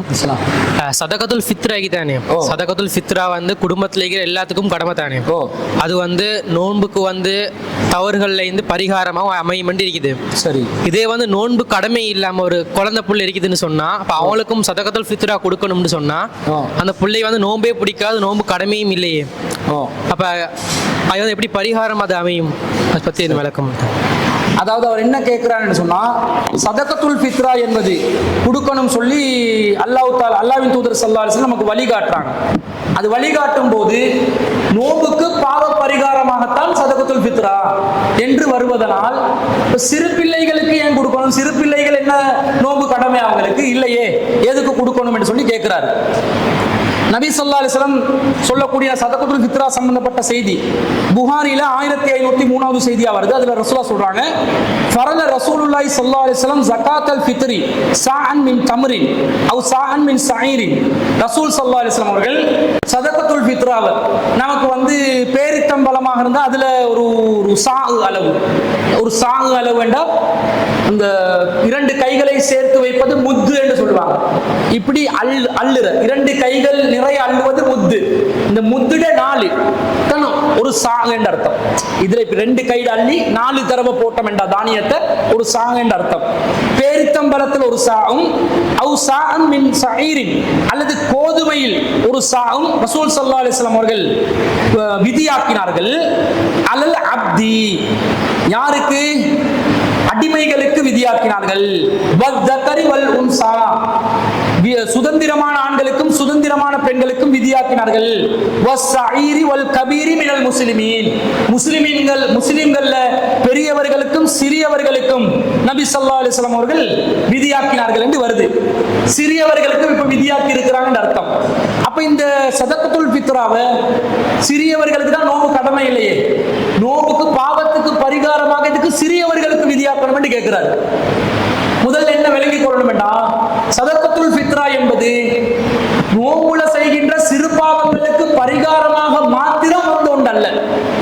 சதகத்துல் ஃபித்ராவுடைய நோக்கமாக நோம்புல ஏற்பட்ட சிறு தவறுகளுக்கு பரிகாரமாகத்தான் சதகத்துல் ஃபித்ரா கொடுக்கப்படும் என்று வந்து அந்த கேள்வி முரண்பாடாதான் வந்து நிற்கும்.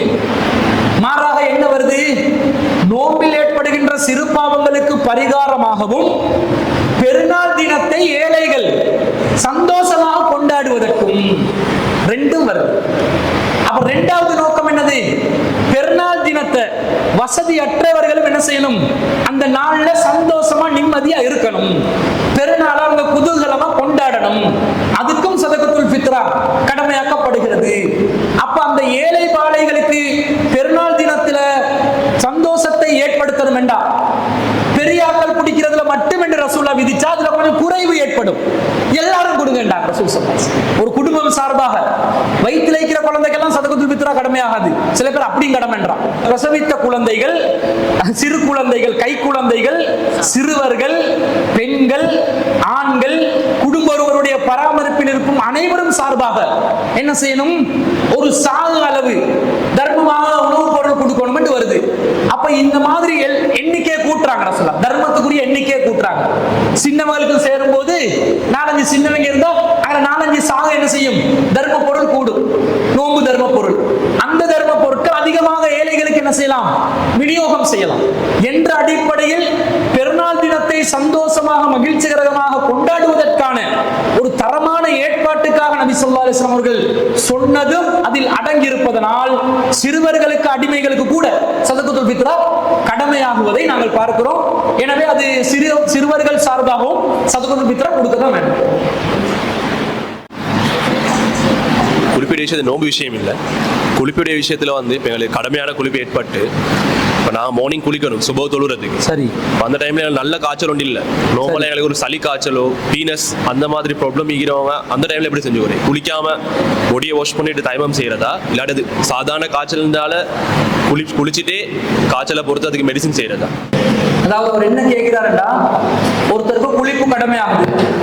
சுபுஹ் தொழுகையில் அவர் குளித்து விட்டு தான் தொழ வேண்டுமா, அல்லது தயமம் செய்து தொழலாம் என்று வரக்கூடிய சலுகையை எந்த நிலையில் பயன்படுத்துவது? சாதாரண காய்ச்சல், சாதாரணமாக ஒரு பீனஸ், சாதாரணமாக ஒரு சளி தடுமல் இருக்கக்கூடிய நிலையில தயமம் செய்வதா, அல்லது கடுமையான குளிர், கடுமையான காய்ச்சல், கடுமையான நோய், இந்த மாதிரி சூழ்நிலையில அவங்க தயமம் செய்யறதான்னு கேட்கிறாங்க. அப்ப நபி ஸல்லல்லாஹு அலைஹி வஸல்லம் அவர்கள் குளிப்புக்கு பதிலாக தயமம் செய்வதை அனுமதித்திருக்கிறார்கள் என்றது நாங்க பார்த்திருக்கிறோம். அப்ப எந்த நிலையில எந்த சந்தர்ப்பத்துல என்றத அந்த செய்தியில வரக்கூடிய அந்த இளைஞர் சொல்றார். அல்லாஹ் எங்களையே நாசமாக்கி கொள்ள கூடாது என்று சொல்கிறானே, எங்களே அழிச்சு கொள்ள கூடாது என்று சொல்கிறானே, அப்ப நான் எங்களுடைய கரங்களால் என்னையே நாசமாக்கி கொள்ள கூடாது என்பதற்காகத்தான் நான் குளிக்கவில்லை, தண்ணீரால் தயமம் செய்தேன் என்கிறார். அப்ப ரசூல் அதைதான் அனுமதிக்கிறார். என்ன விளங்குது? ஒருத்தருக்கு குளிப்பதனால் கடும் பாதிப்பு ஏற்படும், கடுமையான சிரமம் ஏற்படும் என்று இருக்கும் பொழுதுதான் அவர் என்ன செய்யணும்? தயமம் என்றதை பயன்படுத்தி கொள்ளலாம். சோம்பேறித்தனத்துக்கு குளிக்காம இருக்கிறதுக்கு சில பேருக்கு பீனஸ் என்றது இருக்கும். அவங்களுக்கு விடிய காலத்துல குளிரான நேரத்துல பனி கொட்டும் நேரத்துல குளிக்கிறது கண்டிப்பா அவனோட பீனஸ் அதிகரிக்க வைக்கும். குளிக்கிறது என்ன குளிச்சோடனே செத்துருவேன் என்ற அர்த்தமும் இல்லை. குளிப்பதனால் இருக்கும் நோய் அதிகமாகும். சில பேர் வந்து ஆஸ்மா நோயில் இருப்பாங்க, மூச்சு இழுக்கிறதுக்கு கஷ்டமா இருக்கும், மூச்சு எடுக்கிறது கஷ்டமா விதமான நோய். அவங்களுக்கெல்லாம் நீங்க சுபோல போயிட்டு குளிக்கன்னு சொன்னா குளிக்கலுமா? குளிச்சா அவங்களோட இழப்பு எண்ணுவாங்க தானே, இழப்பு நோய் அது கூடிடும், மூச்சு திணறல் எல்லாம் ஏற்பட்டுரும். அப்படி லேட்டாகி குளிச்சா அவங்க சாதாரணமா இருப்பாங்க. பகல் நேரத்தில் அல்லது சுடு தண்ணி வச்சு குளிக்கணும், குளிர் இல்லாத பனி இல்லாத நேரமா இருக்கணும், கடும் பயங்கரம் இருக்கணும் என்றது அர்த்தமும் இல்லை. சர்வ சாதாரணமா சில பல காரணங்களை சொல்லி குளிக்கணும் என்ற அர்த்தமும் இல்லை. நியாயத்தை பார்க்கணும், மனசாட்சிப்படி பார்க்கணும். இந்த நேரத்தில் நான் குளிப்பதனால் என்னுடைய நோய் அதிகரிக்கும், எனக்கு அழிவு ஏற்படும் என்ற நியாயம் இருந்தா அது செத்து உடனே செத்து மடிவேன் என்ற அர்த்தம் இல்லை. இருக்கிற நோய் கூடும், இல்லாம அது நோய் இன்னும் நீடிக்கும், எனக்கு சிரமம் ஏற்படும், மூச்சு திணறல் ஏற்படும், என்னுடைய சளி பிரச்சனை நீங்காது. டாக்டரே எனக்கு மருத்துவ ரீதியாக சொல்லியிருப்பான் ஆலோசனை, நீங்க காலை பொழுதுல குளிக்க வேணாம், குளிக்கிறதா இருந்தா நீங்க பகல் நேரத்துல குளிங்க, ஒரு 11 மணி 12 மணி அளவுல சூரியன் உச்சிக்கு வர்ற நேரத்துல குளிச்சாதான் நல்லா இருக்கும் என்னெல்லாம் அட்வைஸ் பண்ணுவாங்க. அதெல்லாம் கருத்துல கொண்டு விளங்கணும். நான் சுப நேரத்துல குளிப்பதனால் குளிரின் காரணமாக, பனியின் காரணமாக, தண்ணீரின் காரணமாக எனக்கு இருக்கும் நோய் அதிகரிக்கும் என்ற நிலை நம்முடைய மனசாட்சியை வச்சு தீர்மானித்து நாம் முடிவெடுக்கணும். உள்ளங்களை அறிந்தவன் அல்லாஹ், வல்லாஹு அலமு பிதாத்தி சுதூர், உள்ளங்களில் உள்ளதை அல்லாஹ்வே நன்கு அறிந்தவன். நாங்க சோம்பேறித்தனத்துக்கு விளையாடுறதுக்காக மார்க்கத்தில் உள்ள ஒரு லூப் போட்ட பயன்படுத்துறதுக்காக வேலை செஞ்சோம்னா இன்னமல் அமாலு பின்னியா, எண்ணங்களை பொறுத்துதான் செயல்கள் அமையும் என்ற வகையில அல்லாஹ் மறுமையில அதை பிடிச்சு கொள்வான் என்ற அந்த விஷயத்தை கருத்துல கொண்டு நியாய உணர்வோடு மனசாட்சிப்படி நாங்கள் அந்த விஷயத்துல நடந்துக்கிறோம். தயமத்துடைய விஷயத்துல நான் ஸ்கூல் ஃப்ரெண்ட்ஸோட கேள்விப்பட்டேன். இந்த இமாம் மாலிக் அவங்க சொல்லிடுறேன், அது உண்மையான எனக்கு தெரியா, செவத்துக்கு பின்னிக்கிற புழுதியில அந்த தயமம் செய்வாங்க. அதெல்லாம் மார்க்கத்தில் ஈக்குதா? சுத்தமான மண்ணில் செய்யணும்னு தானே இருக்கு, சிலவங்க அந்த டஸ்ட்ல செய்யணும் அப்படின்னு இருப்பாங்க, அது எப்படி? அதாவது அவர் என்ன கேட்கிறாருண்டா, தயமம் செய்யும் போது சுத்தமான மண்ணைத்தான் தொடணும் என்று அல்லாஹ் சொல்றாங்க. ஆனா சில பேர் செவத்துல எல்லாம் என்ன செய்யறாங்க, செவத்துல தூசெல்லாம் தடவி கொண்டு தயமம் செய்யறாங்க. இது இமாம் மாலிக் ரஹ்மத்துல்லாஹ் சொன்னதாக எல்லாம் சொல்றாங்க, இது சரியான்னு கேட்கிறாங்க. இப்ப நபி ஸல்லல்லாஹு அலைஹி வஸல்லம் அவர்கள் மண்ணுல பொதுவா அல்லாஹ் குர்ஆன்ல நீங்க சுத்தமான மண்ணுல தயமம் செய்யுங்கன்னு அல்லாஹ் சொல்றாங்க. மண்ணிட தூசியை தனியா பிரிச்சு எடுத்து தூசுல தயமம் செய்யுங்கன்னு அல்லாஹ் சொல்லல. உலு செய்வதற்கு முடியாத நிலை ஏற்பட்டால் நீங்க மண்ணிலே தொட்டு அதை மண்ணை தடவி கொள்ளுங்கள் என்று அல்லாஹ் சொல்றாங்க. ஆனா நபி ஸல்லல்லாஹு அலைஹி வஸல்லம் அவர்கள் மண் சுவற்றில் தயமம் செய்திருக்கிறார்கள் என்று ஹதீஸ் வருகிறது. சுத்தமான மண்ணை எடுத்து சில பள்ளிவாசல்கள்ல கூட ஒரு பாக்ஸ் ஒன்றை தயாரிச்சு அந்த பாக்ஸ்ல தான் மண்ணை போட்டு வைப்பாங்க, அதுல தயமம் செய்யுங்க. இந்த ரோட்ல போற மண்ணெல்லாம் ஏலாண்டுவாங்க, இப்படி கிடையாது. மண்ணுல தயமம் செய்யணும்டா நஜீஸ் இருக்க கூடாது அந்த மண்ணுல, அதான் சுத்தமான மண்ணு. ஏதாவது கலிஞ்சி இருக்கக்கூடாது, அசுத்தங்கள் இருக்கக்கூடாது. அப்படி அல்லாத மண்ணை எடுத்து தொட்டு தயமம் செய்தால் அதுதான் நேரடி கருத்து, நேரடியா குர்ஆன் தான் எதிர்பார்க்குது, அப்படிதான் செய்யணும், அதான் சிறந்த வழிமுறை. ஆனா மண்ணு என்பது தெருவில் இருக்கும் அல்லது தரையில் இருப்பது மட்டும்தான் மண்ணா? மண்ணில் பல வடிவங்கள் இருக்கின்றன, பல வடிவங்கள். மண்ணில் பலவிதமான தரங்கள், பலவிதமான பரிணாமங்கள் இருக்குது. அதுல ஒரு பரிணாமம் தான் மண் சுவர். அந்த காலத்துல என்ன பண்ணாங்க, மண் சுவர்ல வீடு வச்சிருந்தாங்க. வீட்டுல சோறா இருக்கும், இது மண்ணு தான் இருக்கும். அப்ப மண்ணையும் களிமண்ணை பயன்படுத்தி கொள்வாங்க, ஓலைகள் எல்லாத்தையும் பயன்படுத்தி வீடுகளை தயாரித்து கொள்வாங்க. அப்ப அதுல மண்ணு இருக்குது. அந்த மண்ணுல அந்த மண் சுவற்றில ரசூல் ஸல்லல்லாஹு அலைஹி வஸல்லம் அவர்கள் தயமம் செய்திருக்கிறார்கள் என்று வந்தா, இந்த சொல்லக்கூடிய மண்ணு மட்டும்தான் மண் என்பது இல்லை. இன்னொரு பொருளுடன் இணைந்து, தண்ணீருடன் இணைந்து, அது இறுக்கமான நிலையில் இருந்தாலும் ஒரு விஷயம் மண்ணாதான் மாறும். இப்ப இந்த செவரை எடுத்துக்கொண்டா, கான்கிரீட் செவரை எடுத்துக்கொண்டா, இது மண்ணிட பரிணாமம் ஒன்று தானே, இது மண்ணிட ஒரு பரிணாமம் தான். அதுல என்ன இருக்குது, மண் இருக்குது, சிமெண்ட் இருக்குது, தண்ணி இருக்குது, வேணுமெண்டா செங்கல் இருக்கும். இந்த மாதிரி பல மண்ணும் கலந்த பரிமாணத்துல இருக்கிறதுனால இந்த மாதிரி ஒரு சுவரை நாங்க தொட்டுக்கொண்டாலும் யாருக்கும் என்ன செய்ய முடியாது, தவறு சொல்ல முடியாது. ஆனா ஒருத்தர் சுவர் என்ற பேர்ல இன்றைக்கு சுவருக்கு பதிலாக பிளாஸ்டிக்கால வச்சிருக்கிறான் நிறைய இடங்கள்ல. சுவர் தான் போட்டு பிளாஸ்டிக்கை தடவி கொண்டு இருக்கக்கூடாது. சில பேர் என்ன செய்யறாங்கன்னா, மண்ணு தூசில தான் தயமம் செய்ய சொன்னு சொல்லி பஸ்ல போகும்போது பஸ்ல டஸ்ட் பட்டு இருக்கு தானே, அந்த டஸ்ட தொட்டெல்லாம் தயமம் பண்றான். இது மண்ணை குறி குடிக்கிறதா இல்ல, அதெல்லாம் மண்ணுல வந்து சேராது. அப்ப மண் என்பது அல்லது ஒட்டரை எடுத்து தயமம் செய்யலுமா? அது ஒரு விமான தூசி தானே சேர்ந்து நிக்குது, அதை எடுத்து தயமம் செய்யலுமா? இயலாம். எது தயமம் வேண்டாம் மண்ணுல பண்ணணும். மண்ணிட வடிவத்தில் இருக்கிற வேற பொருளா இருந்தாலும் பண்ணலாம் என்று நாங்க விளங்கும் பொழுது மண் சுவர்லையும் பண்ணலாம் என்று விளங்குது. அப்ப நீங்க பார்த்துக்கொள்ளணும் மண் சுவர் எது, அல்லது அந்த சுவருக்கு பதிலாக எலுமினியம் அல்லது வேற ஏதாவது ஒன்று அமானா சீட்டை கிட்ட அடிச்சு பிளாஸ்டிக்கை போட்டு வச்சிருக்கிறாங்கன்னு பார்த்து அதுகள்ல தயமம் செய்யாம இந்த மாதிரி பொருட்களை பயன்படுத்தி என்ன செய்யலாம், தயமம் செய்து கொள்ளலாம் என்றது விளைவு. மதுபானம் பாவிச்சு 40 நாளைக்கு தொழுவை செய்கிறது நீ, அதே மாதிரி நோம்பு செய்கிறதா இல்லை? அதாவது மதுபானம் யாரு அருந்துறாங்களோ இந்த 40 நாள் தொழுகை சேராதுன்னு இருக்கிற மாதிரி நோம்புக்கும் அது பொருந்துமான்னு கேட்கிறாங்க. ஒரு தவறை செய்தால் அந்த தவறு ஒட்டுமொத்தமாக நம்முடைய அமல்களை அழிக்கக்கூடியதாக வரக்கூடிய செய்திகளை நாங்க மீளாய்வு செஞ்சு சொல்றோம். ஒருத்தர் வந்து மதுபானம் அருந்துறாரு, அருந்துவதால் அவருடைய 40 நாள் தொழுகை பாலா போகுதுன்னா தொழுகை இல்லாம போகுது, அழிஞ்சு போகுதுன்னு அர்த்தம். தொழுதாலும் தொழுவதாக ஏற்றுக்கொள்ளப்படாது, தொழுததாக கருதப்படாது. இது என்ன செய்து ஒரு கெட்ட செயல் ஒரு நல்ல செயலை அழிக்குது. இது எதுக்குரியது? சிறுக்குரியது தானே. அல்லாஹ் தஆலா சிறுக்க தானே சொல்றாங்க, லைன் நஸ்ரக்த, நபியை நீங்கள் இணை கற்பித்தால் லயஹ்பதன் அமலுக்க, உங்களுடைய நல்லமல்களை நான் அழித்து விடுவேன். அப்ப சிறுக்கு செஞ்சால்தான் நல்லமல்கள் அழியும். சிறுக்கு அல்லாத நிலையில் உள்ள பாவங்களுக்கு நல்லமல்கள் அழியுமா என்று கேட்டு அழியாது. மதுபானம் அருந்துவது தப்புதான், சிறுக்காது, பாவம் தான். சிறுக்கு செஞ்ச பாவமா? அவர் சிறுக்கு செய்யலையே, ஏன் அவட்ட தொழுகை அழிஞ்சு போகுது? அழிஞ்சு போறது நியாயம் இல்லையே. சிறுக்கு செய்தால்தான் தொழுகை அழியும் என்று, சிறுக்கு செய்தால்தான் அமல் அழியும் என்று அல்லாஹ் ஒரு விதியை சொல்ல, இல்ல ஏனைய பாவங்களுக்கும் தொழுகை அழியும் என்று சொன்னா, அமல் அழியும் என்று சொன்னா, சிறுக்குடைய சம அந்தஸ்து மதுபானத்துக்கு கொடுத்ததா வருது?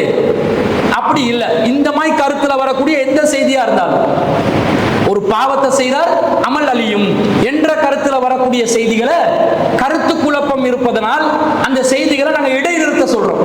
ஏனென்றால் அல்லாஹ் குர்ஆன்ல சிறுக்குக்கு தான் நல்ல அமல் அழியும் என்று சொல்லிட்டான். சிறுக்குக்கு தான் நல்ல அமல் அழியும் என்று சொன்னா அது வல்லாதவைகளுக்கு அப்படி ஏற்படாது என்று அர்த்தம். அப்ப அந்த அர்த்தத்துக்கு மாற்றமாக, அந்த குர்ஆன் வசனத்துக்கு அடிப்படைக்கு மாற்றமாக அமல்கள் எல்லாம் அழிஞ்சு போகும் என்ற மாதிரி கருத்துல வரக்கூடிய செய்திகளை நாங்க ஏற்றுக்கொள்ளல. அது குர்ஆனுக்கு மாற்றமான செய்தியா சொல்றோம். இது மதுபானம் விஷயத்துக்கு அதுக்காக மதுபானம் குடிக்க சொல்லி சொல்லல, அது ஹராம் தான். ஒரு தடவை மதுபானம் அறிந்து வந்தால் கசையடி கொடுக்கணும். எத்தனை கசையடி? 80 கசையடி.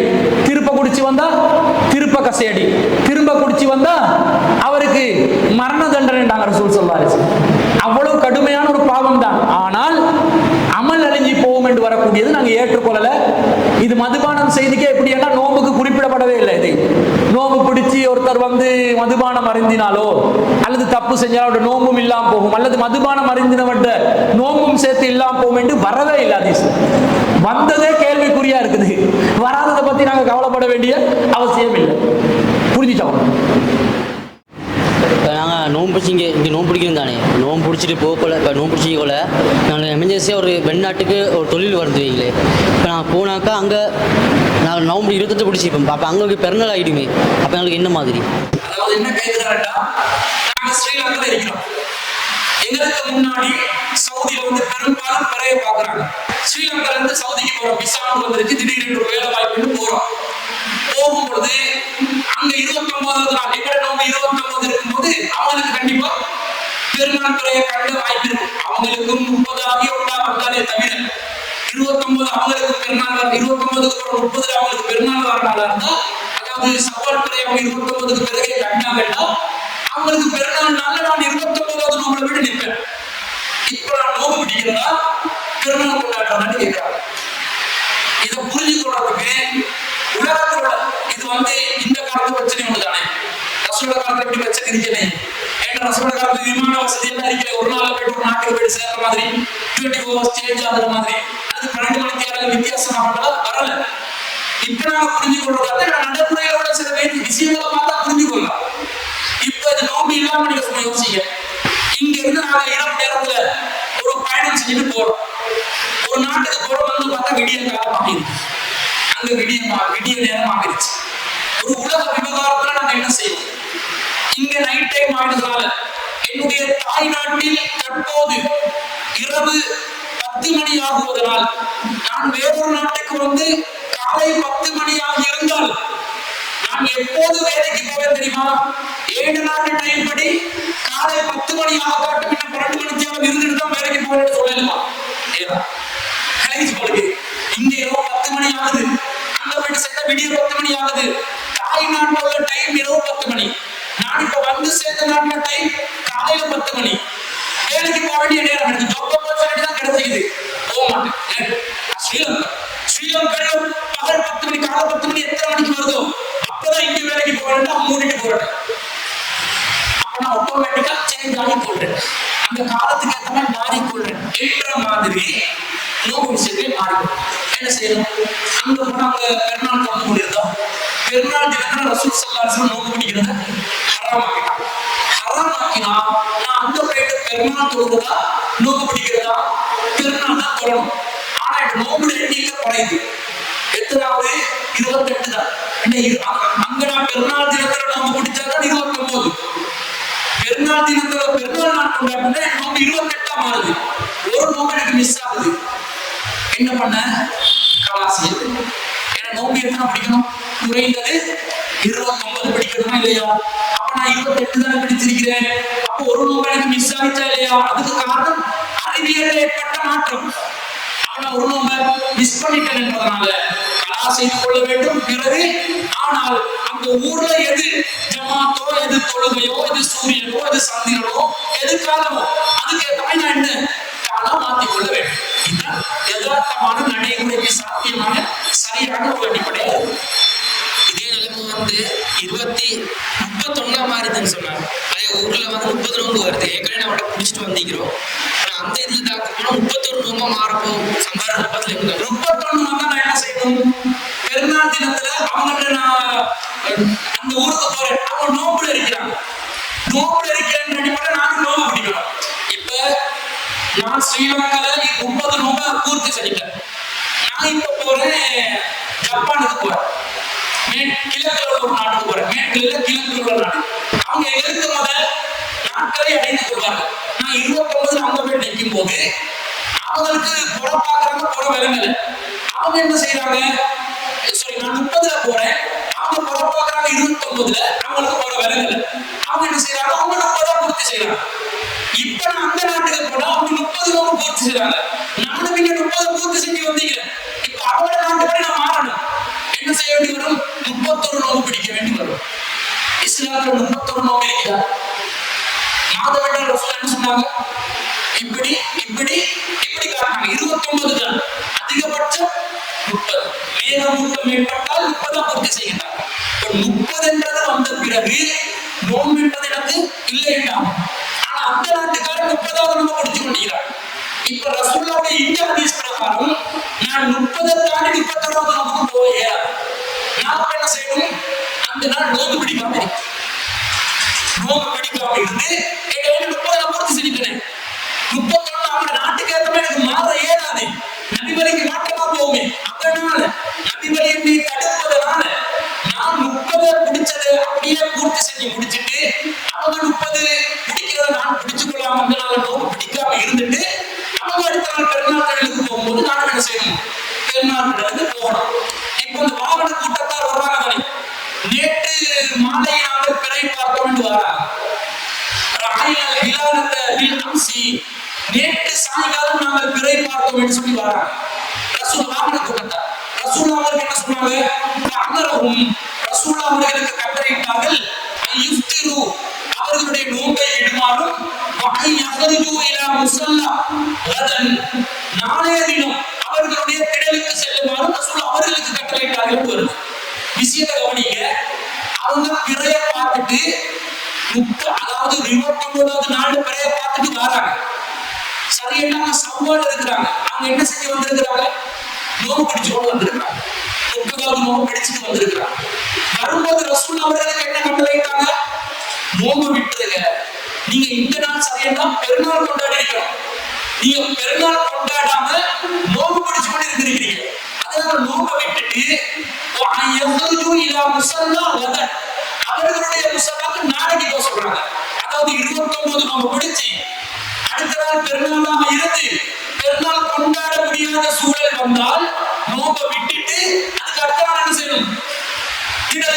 கொண்டு இதுல விளங்குதா இல்லையா? இந்த ஹதீஸ் வழிகாட்டுதா இல்லையா?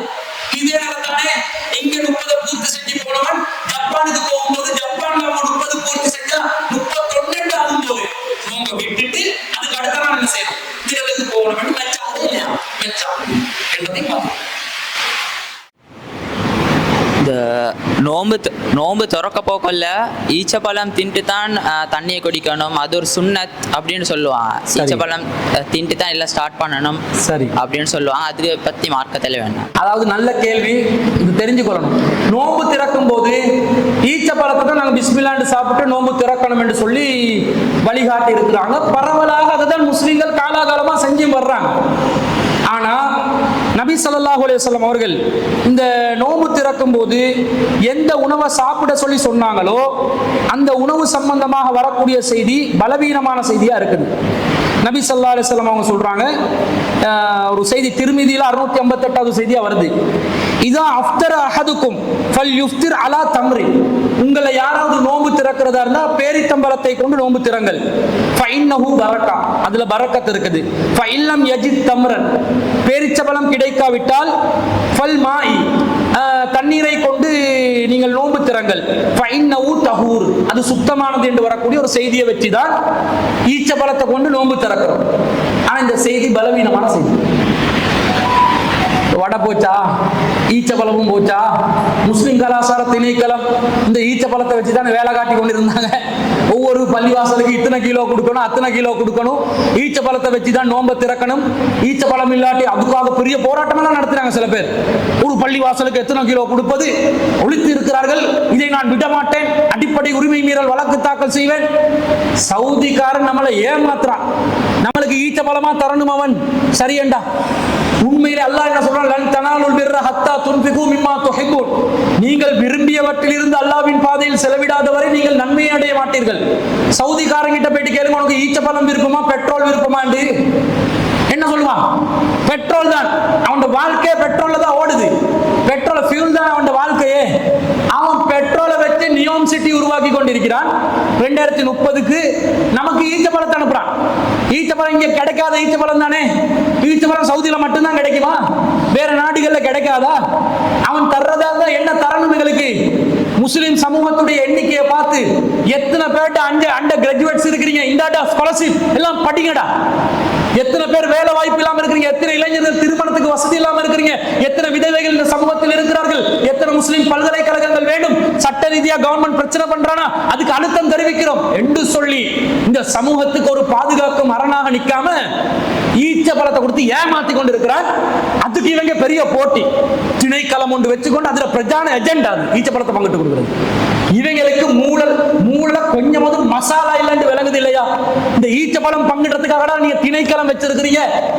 அறிவு கெட்டவங்க. இதுக்கு பெரிய போராட்டம் சண்டை. அந்த ஈச்சப்பழத்தை ஒழுங்கா கொடுக்குறானா இல்லையாண்டு அதுல வேற சரிச்ச கேளுங்க. உங்களோட திணைக்கள அதிகாரத்தை வச்சு கேளுங்க. எங்களுக்கு கோட்டா தாடா, பெட்ரோல் கோட்டா தாடா, இலவச பெட்ரோல் கோட்டா, அஜி கோட்டா கேட்டுக்கிறான் வியாபாரத்துக்கு. அஜி கோட்டா கேட்டு சண்டை பிடிக்கிற வியாபாரிகள் எதை கேட்கணும்? இலங்கை முஸ்லிம்களுக்காக அரசாங்கத்துக்கு கொடு. இலங்கை முஸ்லிம்களுக்கு பாவம், சிறுபான்மை மக்கள் ரொம்ப கஷ்டப்படுறாங்க, வறுமையில இருக்கக்கூடிய ஒரு சமூகம். இவங்களுக்கு நாங்க பெட்ரோல் கோட்டா ஒரு வருஷத்துக்கு இத்தனை கோடி லிட்டர்களை நாங்க பெட்ரோல் இலவசமா தருவோம். முஸ்லிம் சமூகத்துக்கு என்னென்ன சலுகை செய்யணும் செய்யுங்களேடா. அதை செய்ய மாட்டேன்றான் இவன். இன்னும் அந்த பாலான்ஸ் வேலை தான் செய்வான். சிறு பிள்ளைக்காரன் அந்த கிணறு கட்டுறது. இந்த ஊர்ல ஒருத்தர் சொல்றாரு, கிணறு கட்டுற வியாபாரி ஒருத்தர் சொன்னாரு. வியாபாரி தானே, கமிஷனுக்கு தான் வேலை பார்த்தாங்க. ஒருத்தர் சொன்னாரு, ஒரு வீட்டுக்கு போனா கிழக்கு மாகாணத்துல டியூப் வெல் மிகுதாம், அடி பைப்பு மிகுதாம். அதுல ஒரு நிறுவனத்தோட பேரா பெரிய கிணறு ஒன்று இருக்குதாம். கிட்டத்தட்ட ஒரு கிராமத்துக்கு கொடுக்குற கிணறு ஒரு வீட்டுக்கு கொடுத்து அதுல இன்னொரு நிறுவனத்தோட பேரா. வீட்டுக்கு பின்னாடி இன்னொரு சின்ன கிணறு இருக்குதாம். கிட்டத்தட்ட 4 கிணறு ஒரு வீட்டுக்கு. மோசடிக்காரங்களா இல்லையா? மோசடி பண்றாங்களா இல்லையா? இவ்வளவு இந்த கிணறும் ஈச்சபலமும் தான் எங்கட வேலையா? இது எக்ஸ்ட்ரா தகவலா சொல்லிக் கொள்றேன். சிந்தித்து செயல்பட வேண்டும். முஸ்லிம்கள் இன்னமும் ஏமாறக்கூடாது. சவுதிக்காரன் போயிட்டு வெள்ளக்காரிகளோட நல்ல குத்து டான்ஸ் போடுவாங்க. அந்த வாழை வச்சு கொண்டு இப்படி ஆடுறது. இலங்கையில முஸ்லிம்களுக்கு கணக்கெடுக்கிறானும் இல்ல. இதனால கடும் அதிருப்தி இருக்கிறது. இந்த விஷயங்கள்ல இருந்து நாங்க விடுபட்டு நாங்க வந்து இந்த முஸ்லிம் தலைமைகளுக்கும் சில விஷயங்களை புரிய வைக்கணும். அதுக்காகத்தான் இந்த செய்தியை சொன்னேன். அப்ப ஏற்ற உணவு என்றது செய்தி, தண்ணி, இந்த ஈச்சப்பழம் என்றது இல்லாம போயிருச்சு. ஹதீஸ் பலவீனம் என்றா என்ன அர்த்தம்? அந்த செய்தி ரசூல்லா சொன்னாங்களா இல்லையான்னு சந்தேகம். ரசூல்லா சொன்னாங்களா இல்லையான்னு சந்தேகம் வந்தா நாங்க எதை எடுக்கணும்? ரசூல்லா சொல்லலன்ற கருத்துக்கு தான் வரணும். மேனண்டுகளே, சொன்னாங்கன்ற முடிவெடுத்து சும்மா சரி அது ரசூல்லா சொல்லாம இருந்தாங்கன்னா நாங்க பிதஅத் செஞ்சதா ஆயிடும், பாவிகள் ஆகிடும். இது மார்க்கத்துல இல்லாத என்ன பரக்கத்து ஈக்கிறதா வேற வருது. ஈச்ச பழத்தால நோன்பு திறந்தா பரக்கத்து வருது. பரக்கத்துன்றது மறைவான ஞானம். மறைவான ஞானத்தில் உள்ள ஒரு விஷயம் ரசூல்லா சொல்லாம எங்களுக்கு நாங்கள என்ன செய்யலாது, முடிவு செய்ய இயலாதுன்றதுனால ஈர்த்த பழத்தை கொண்டு நோன்பு திறப்பது என்பது நபி வழி அல்ல. பிதுஅத்தாப்ப பிதுஅத் இல்ல. இதுல திறந்தா பரக்கத் கிடைக்கும்ன்றது இல்ல, எதிலையும் திறக்கலாம். இன்னொரு செய்தி வருது புகாரில 1941 செய்தி. ரசூல் ஸல்லல்லாஹு அலைஹி வஸல்லம் அவர்களோட சஹாபாக்கள் இருக்கிறாங்க. அப்ப ரசூல் ஸல்லல்லாஹு அலைஹி வஸல்லம் அவர்கள் குன்னா மஅ ரசூலில்லாஹி ஸல்லல்லாஹு அலைஹி வஸல்லம் ஃபீ சஃபரின், ஒரு பயணத்தில் இருந்தோம். ஒரு மனிதருக்கு ரசூலா சொன்னாங்க, இன்சில் ஃபஜ்தஹலி, எனக்கு நீ மாவு கரைசல், மாவை வந்து கரைச்சி வச்சுக்கிற ஒரு தண்ணி, மாவை வந்து மிக்ஸ் பண்ணிக்கிற ஒரு தண்ணி ஒண்ட எனக்கு கொண்டு வருவீராக என்று சொல்றாங்க. அவர் சொல்றார், யா ரசூலல்லாஹ் அஷம்சு, இன்னும் சூரியன் வெளிச்சம் இருக்குது, அதுக்குள்ள கொண்டு வர சொல்றீங்க? ரசூலா சொல்றாங்க, கொண்டு வா, அதை கொண்டு வா. இன்சில் ஃபஜ்தஹலி, எனக்கு அதை கொண்டு வந்துரு. யா ரசூலல்லாஹி ஷம்சு, இன்னும் வெளிச்சம் இருக்குது அல்லாஹ்வின் தூதரே அப்படின்றாரு. ரசூலா வந்து இன்சில் ஃபஜ்தஹலி, அந்த மாவு கரைசலை கொண்டு வந்துரு எனக்கு அப்படின்றாங்க. ஃபனஸல ஃபஜதஹலஹு ஃபஷரிப, பிறகு அவர் வந்து அதை கொண்டு வந்து கொடுக்க ரசூலா அதை குடிச்சி. என்ன ரசூலோட சாப்பாடுன்னு பாருங்க. நோம்பு திறக்கிறதுக்கு எதை குடிச்சாங்க? கோதமை கரைச்சி தண்ணியோட வச்சு குடிச்சிருக்கிறாங்களா இல்லையா? ஈச்சப்பழம் இப்ப எங்க போச்சு? ஈச்சப்பழம் இருந்துச்சா? ரசூலா குடிச்சாங்கன்னு வருது.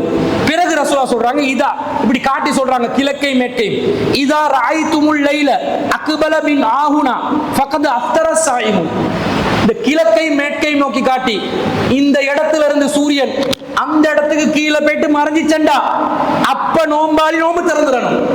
நோம்பு திறக்கிறதுக்கு அடிப்படை சூரியன் மறைவதுதான், சூரியன் அஸ்தமனமாகுவதுதான். சூரியன் மறைஞ்ச உடனே வானத்தில் வெயில் இருக்கும், வானத்துல வெளிச்சம் இருக்கும். அதனால அது நோம்பு திறப்பதற்கு தடையாகாது என்று ரசூலா சொன்னதாக ஒரு செய்தி வருது. அப்ப சூரியன் மறைஞ்ச உடனே நோம்பு திறந்துடணும். சூரியன் மறைவு 6:15 6:15 நோம்பு திறக்கணும். ஒருத்தர் பாங்கு சொல்ல காட்டிலும் வெயிட் பண்ணணும் என்று அர்த்தம் இல்லை. ஆனா அதே டைம்ல பாங்கு சொல்லி அதே டைம்ல நோம்பு திறந்தாலும் சரி, பாங்கு சொன்னாதான் நோம்பு திறக்கணும் என்றது இல்ல. சூரியன் மறைஞ்ச உடனே நோம்பு திறக்கலாம். ஒரு முஅத்தின் சரியா 6:15 அவர் பாங்கு சொல்றாரு, அந்த டைம்ல நாங்க நோம்பு திறந்தா அது தப்பும் இல்லை என்றது விளங்குது. இந்த செய்தியில என்ன வருது? ரசூல்லா நோம்பு திறக்கிறதுக்கு ஈச்சப்பழம் பயன்படுத்தினதா வருதா? இல்ல. அப்ப ரசூல் ஸல்லல்லாஹு அலைஹி வஸல்லம் அவர்கள் வேறு பொருட்களையும் கொண்டு நோம்பு திறந்திருக்கிறாங்க. கிடைச்ச பொருளை, எது நமக்கு ஒரு பொருளா கிடைக்குதோ அதை கொண்டு வந்து நோம்பு திறக்கலாம். நோம்பு திறக்கும் போது அதுக்காக புரியாணி எடுத்து வாய்க்குள்ள அடைச்சு அடைச்சிடும். அதனால பார்த்து தண்ணீர் வஸ்துக்களை கொண்டு நோம்பு திறந்தா நல்லது. அது இதுதான் சிறப்பு என்று சொல்லலாது. எதையும் நோம்பு திறப்பதற்கு உணவாக பயன்படுத்திக் கொள்ளலாம், எந்த பிரச்சனையும் இல்லை. ஹலாலான உணவா இருக்கணும். எதையும் வேண்டாம், ஹராமானது இல்லை, ஹலாலான உணவா இருக்கணும்.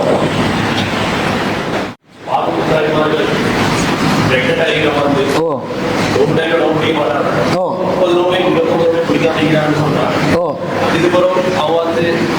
கலாசிரியர் 30 நோம்பையும் கலா செய்யணுமா? ஓ, உள்ளாவே கலா செய்யணும். அதாவது அவர் என்ன கேட்கிறாருண்டா, பால் ஊட்டும் தாய்மார்கள் அவங்க வந்து நோன்பு கலா செய்யறதாக இருந்தா 30 நோன்பையும் அவங்க கலா செய்ய வேண்டி வருமா அப்படின்னு கேட்கிறாங்க. 30ஐயும் விட்டுறாங்கன்னு வைங்களே, கலா செய்யணுமாண்டு. இந்த பால் ஊட்டும் தாய்மார்களுக்கும் கர்ப்பிணி பெண்களுக்கும் நோம்புல தற்காலிக சலுகை தான் இருக்கிறது. நசாயில 2276வது செய்தியில வருது, இன்னல்லாஹ் அஸ்ஸ வஜல், மகத்துவமும் மாண்பும் மிகுந்த அல்லாஹ், வலஅலில் முசாஃபிரி ஸௌமன் வ சத்ர ஸலாத்தி, முசாஃபிர்ண்டா பயணிக்கு நோம்பு நோம்பிலிருந்து சலுகை தந்திருக்கிறான். வசத்ர ஸலாத்தி, தொழுகைய சுருக்கி கொள்ற குறைத்துக் கொள்கின்ற சலுகையும் தந்திருக்கிறான். வஅனில் ஹுபுலா வல் முர்லிஇ, கர்ப்பிணிகளுக்கும் பாலூட்டும் தாய்மார்களுக்கும் இந்த சலுகை உண்டு என்று சொல்கிறார்கள் ரசூல் ஸல்லல்லாஹு அலைஹி வஸல்லம். அப்ப என்ன வருது? பாலூட்டும் தாய்மார்களும் கர்ப்பிணி தாய்மார்களும் பயணிகளுக்கும் என்னது? நோன்பை தற்காலிகமா விடுறதுக்கு சலுகை. நிரந்தரமா விடலாமா? பயணி நிரந்தரமா விடலாமா? விட முடியாது. பயணிக்கு என்ன சட்டம்? ஃபமன் கான மரீலன் அவ் அலா சஃபரின் ஃபஇத்தத்துன் மின் அய்யாமின் உஹர். உங்கள நோயாளிகளாக இருப்பவர்கள், பயணிகளாக இருப்பவர்கள் வேறு நாட்களில் நோன்பு நோற்றுக்கொள்ள வேண்டும். பயணிக்கு வேறு நாட்கள் மாதிரி இங்க 3 பேர் சலுகை அளிக்கப்படுறாங்க. யார் யாரு? பயணிகள், கர்ப்பிணி தாய்மார்கள், பாலூட்டும் தாய்மார்கள். அப்ப கர்ப்பிணி தாய்மார்களும் பாலூட்டும் தாய்மார்களும் பயணிகளை போன்று வேறு நாட்கள் என்ன செய்யணும்? நோன்பை நோக்க வேண்டும். சில பேர் என்ன பண்றாங்கன்னா, கர்ப்பிணி தாய்மார்களும் பாலூட்டும் தாய்மார்களுக்கும் நிரந்தர சலுகை பத்துவா கொடுக்குறாங்க. நிரந்தர சலுகை பத்துவா கொடுப்பதற்கு எந்த முகாந்திரமும் இல்லை, எந்த ஆதாரமும் இல்லை. அவங்க சலுகை பெறுவதற்குரிய ஹதீஸே இது ஒன்று மட்டும்தான். இந்த ஹதீஸ்ல ரசூலா முசாஃபிரையும் சேர்த்துட்டாங்க, பயணியையும் சேர்த்துட்டாங்க. பயணியையும் சேர்த்துட்டாங்கன்னு என்ன அர்த்தம்? பயணி வேற நாள்ல கலா செய்யணுமாய், இவங்களும் கலா செய்யணும். 30 நோன்பை விட்டா 30 நோன்பை கலா செய்யணும். 15 நோன்பை விட்டா 15 நோன்பை கலா செய்யணும். கர்ப்பிணி தாயும் கலா செய்யணும், பாலூட்டும் தாயும் கலா செய்யணும். இப்ப என்ன பண்றான்? ஒருத்தன் 2 வருஷத்துக்கு ஒருக்க புள்ள கொடுத்து கொண்டே இருக்கிறான் பொம்பளைக்கு. அவ புள்ள கர்ப்பிணி ஆகிறதும் பால் கொடுக்கறதுமாவே அவட 10 வருஷம் போகுது. கிட்டத்தட்ட 30 10 300 நோன்பு தொலைஞ்சி போச்சு அவட வாழ்க்கை. கணவன்மார்களும் கொஞ்சம் யோசிக்கணும். மனைவிமார்கள்ட்ட நிலைமைகள் எல்லாம் என்னன்றதை கொஞ்சம் யோசிச்சு பார்த்து அந்தந்த சமாச்சாரங்களை புள்ள பெற்று கொள்றதெல்லாம் பார்த்து கீத்து செஞ்சுக்கொள்ளணும். அது தப்பு கிடையாது. இவ தான் நோம்பு நோட்கணும். இவ கடமையான நிலையில மௌத்தா போன்னு சொன்னா ரசூல் ஸல்லல்லாஹு அலைஹி சொல்றாங்க, அவருக்கு பதிலாக அவருடைய வாரிசுகள் மன் மாத்த வலை பிசியாமி, யார் ஒருவர் நோன்பு இருக்கும் நிலையில் மரணித்து விடுகிறார்களோ சாம அன்பு வலியுகு, அவருக்கு பதிலாக அவருடைய பொறுப்பாளர் வாரிசுகள் நோன்பு நோக்கட்டும். அப்ப நோன்பு இவங்களுக்கு 300 400 நோன்பு இருந்த நிலையில உம்மா இருக்கிறாங்க. உம்மாவோட இறக்கமா இருந்தா உம்மா பயப்படமானா, நீங்க மௌத்தா போனோடனே நான் பிடிச்சிருவேன் சொல்லி அவங்களுக்கு சக்தி இல்லதானே விட்டுறலாம். ஆனா புள்ளையில நம்ப இயலாது. நாளைக்கு மாப்பிள்ளையோட சேர்ந்து அவருக்கு பிஸி ஆயிட்டு நோம்பு கலா செய்யாம விட்டாண்டா எங்கட கதை முடிஞ்சு. அதனால நாங்களே என்ன செய்யணும்? கலா செஞ்சு கொள்ளத்தான் வேண்டும். 30 நோம்பு பிடிக்கிறதுக்கு 360 நாட்கள்ல, புற கேலண்டர் படி 355 நாட்கள்ல மீதமுள்ள 325 நாள் இருக்குது. பார்த்து பார்த்து பிடிச்சா ஒரு மாசத்துக்கு நோம்பு 3 நோம்பை கலா செஞ்சாலும் 10 மாசத்துல 30 நோம்பு தானா நிறைவேறிடும். அதை செய்யாம சோம்பேறித்தனமாக 100 200 அடிக்கி போனாங்கண்டா அவங்களுக்கு அது கடனா நிற்கும். அல்லாஹ் நாடினால் மன்னிப்பான், நாடினால் தண்டிப்பான். எனவே கர்ப்பிணி தாய்மார்களும் தங்களுடைய நோன்பை மீண்டும் நோக்க வேண்டும் என்பது, கலா செய்ய வேண்டும் என்பதும், பால் ஊட்டும் தாய்மார்களும் மீண்டும் கலா செய்ய வேண்டும் என்பதும் தான் மார்க்கத்துடைய சட்டம். అలా வந்து అల్ ఖురాన్లో ఏ నమను ప్లూరల్ లా சொல்றாங்க. அப்ப యక్కడ ముదుకడ దున్నేము அந்த நாங்க ப்ளூரலா சொல்றாங்க. அதாவது அல்லாஹ் தஆலா திருக்குர்ஆன்ல இன்னா ஹலக்னாக்கும், நாங்கள் தான் உங்களை படைத்தோம், இன்னா நஹ்னு நஸ்ஸல்னா திக்ர, நாங்கள் தான் இந்த குர்ஆனை இறக்கினோம், லக்கத் ஹலக்னல் இன்சான், மனிதர்களை நாங்கள் படைத்தோம் என்று நாங்கள் என்று ப்ளூரலா ஏன் அல்லாஹ் சொல்லிக் கொள்றான் என்று கேட்கிறாங்க. அதாவது பொதுவாக ஒரு மொழியில இருக்கக்கூடிய ஒரு வழக்கம் தான், தனிமையிலும் எடுத்து பேசலாம், பன்மையிலும் எங்களை குறித்து பேசலாம். பொதுவாக அந்த பழக்கம் வந்து மொழியில உள்ளது. அல்லாஹ் நாங்கள் என்று சொல்வதனால அல்லாஹ் பன்மையானவன் என்று இல்லை. குர்ஆன் ஆணித்தரமாக குல் ஹுவல்லாஹு அஹத் 112வது அத்தியாயத்துல 1வது வசனத்துல சொல்லுங்கள் அல்லாஹ் என்றாலே, குல் ஹுவல்லாஹு அஹதுக்கு என்ன மொழிபெயர்ப்பா நபியே சொல்லுங்க, ஹுவல்லாஹ் அல்லாஹ் என்றாலே அஹத் ஒருவன் தான். அல்லாஹ் என்ற பேச்சு வந்தாலே அவன் ஒருத்தன் தான். 2 பத்தியெல்லாம் பேசக்கூடாது. அல்லாஹ் என்றாலே ஒருவன் தான், அதான் அர்த்தம். நாங்க அல்லாஹ் என்பவன் ஒருவன் தான் என்று எங்களுக்கு விளங்குற மாதிரி சொல்லிக் கொள்றோம். ஆனா சரியானது ஆழமான கருத்து, அல்லாஹ் என்ற பேச்சு வந்தாலே, அல்லாஹ் என்றாலே ஒருவன் தான் என்று அல்லாஹ் சொல்லிட்டான். அல்லாஹ் தனிமையானவன், தனித்துவமானவன், அவனுக்கு இணை துணை இல்லை என்று அல்லாஹ் சொல்லிட்டான். அப்ப ஏன் இப்படி பன்மையா சொல்றான்? மொழி வழக்கு. இப்ப உதாரணமாக நாங்க வந்து பேசும்போது எங்களோட வீட்டை பத்தி பேசுவோம், அல்லது எங்களோட பிள்ளைய பத்தி பேசுவோம். பேசும்போது எங்களோட மகன் இருக்கிறானே, எங்களோட மகன் என் நண்பருக்கு தான் அறிமுகப்படுத்துறேன், இவர் எங்களோட மகன். எங்களோட மகன்டா நீ நானும் சேர்ந்து பெற்ற மகன் என்ற அர்த்தமா? இல்ல. அதை வந்து அறிமுகப்படுத்தும் போது நாங்கள் என்ற வார்த்தையை சேர்த்து பேசிக்கொள்வோம். அதே மாதிரி அல்லாஹ் தஆலா தன்னை பற்றி சொல்லும் பொழுது தன்னுடைய அளப்பெரிய ஆற்றல், தன்னுடைய அந்த சக்தி, தன்னுடைய அந்த அடியார்களை அடக்குமுறை செய்யக்கூடிய அந்த வல்லமை எல்லாத்தையும் கொண்டவனாக அல்லாஹ் இருக்கிறான். அவனை பற்றி சொல்லும் போது அவன் பெருமைக்காக கூட, அவனுடைய பெருமையை வெளிப்படுத்தும் விதத்தில் கூட, நாங்க செஞ்சோம், நாங்க எப்படிப்பட்டவங்க பாருங்க, நாங்க தான் இறக்கினோம் என்று அல்லாஹ் பயன்படுத்திக் கொள்றான். இதை நாங்களும் தான் சொல்லுவோம். எப்படி சொல்லுவோம்? எங்களோட மோதி பாருங்கடா, முடியுமாடா, எங்களை கை வச்சு பாருங்கடா, ஒண்ணு இல்லைண்டா ஆக்கிடுவோம், நாங்க திண்டவங்க வெண்டவங்க சொல்றானா இல்லையா? இந்த நாங்கன்றது யாரு? அவன் ஒருத்தன் தான். ஆனா பேசும்போது மேடைகள்ல, மேடை பேச்சுல நாங்கள் யாரு தெரியுமா, எங்களோட மோதலாமா என்றெல்லாம் பேசுற வழக்கங்கள் மொழியில உள்ளது. அப்ப அந்த மொழி இலக்கணத்துல இது உள்ளதனால, இலக்கிய நடையில குர்ஆன் இருப்பதனால இந்த நாங்கள் என்ற வார்த்தை அதிகமாக பயன்படுத்தப்படுவதுண்டு. இது பழங்காலத்து இலக்கணங்களையும் பார்க்கலாம், இன்றைய நவீன இலக்கணங்களையும் பார்க்கலாம், இலக்கியங்களையும் பார்க்கலாம். இப்ப ஒருத்தரை பத்தி பேசும்போது எப்படி பேசுவோம்? நாங்க ஒருத்தரை பத்தி பேசும்போது, இன்று நாங்க பேசும்போது ஒருத்தரை எப்படி பேசுவோம்? அவர், அவர் வந்தார். இந்த அவர் என்றது ஒருமையா பன்மையா? அது பன்மை. அவர் என்பது பன்மை. ஆனா இந்த காலத்துல நாங்க அதை ஒருமையாக ஆக்கி கொண்டோம். இன்றைக்கு பன்மைக்கு நாங்க என்ன வச்சுக்கிறோம்? அவர்கள். அதுக்கு ஒரு கல்ல சேர்த்து அவர்கள் ஆக்குவோம். உண்மையான அவருடைய ஒருமை என்ன? அவன், அவன் வந்தான், அவள் வந்தாள்.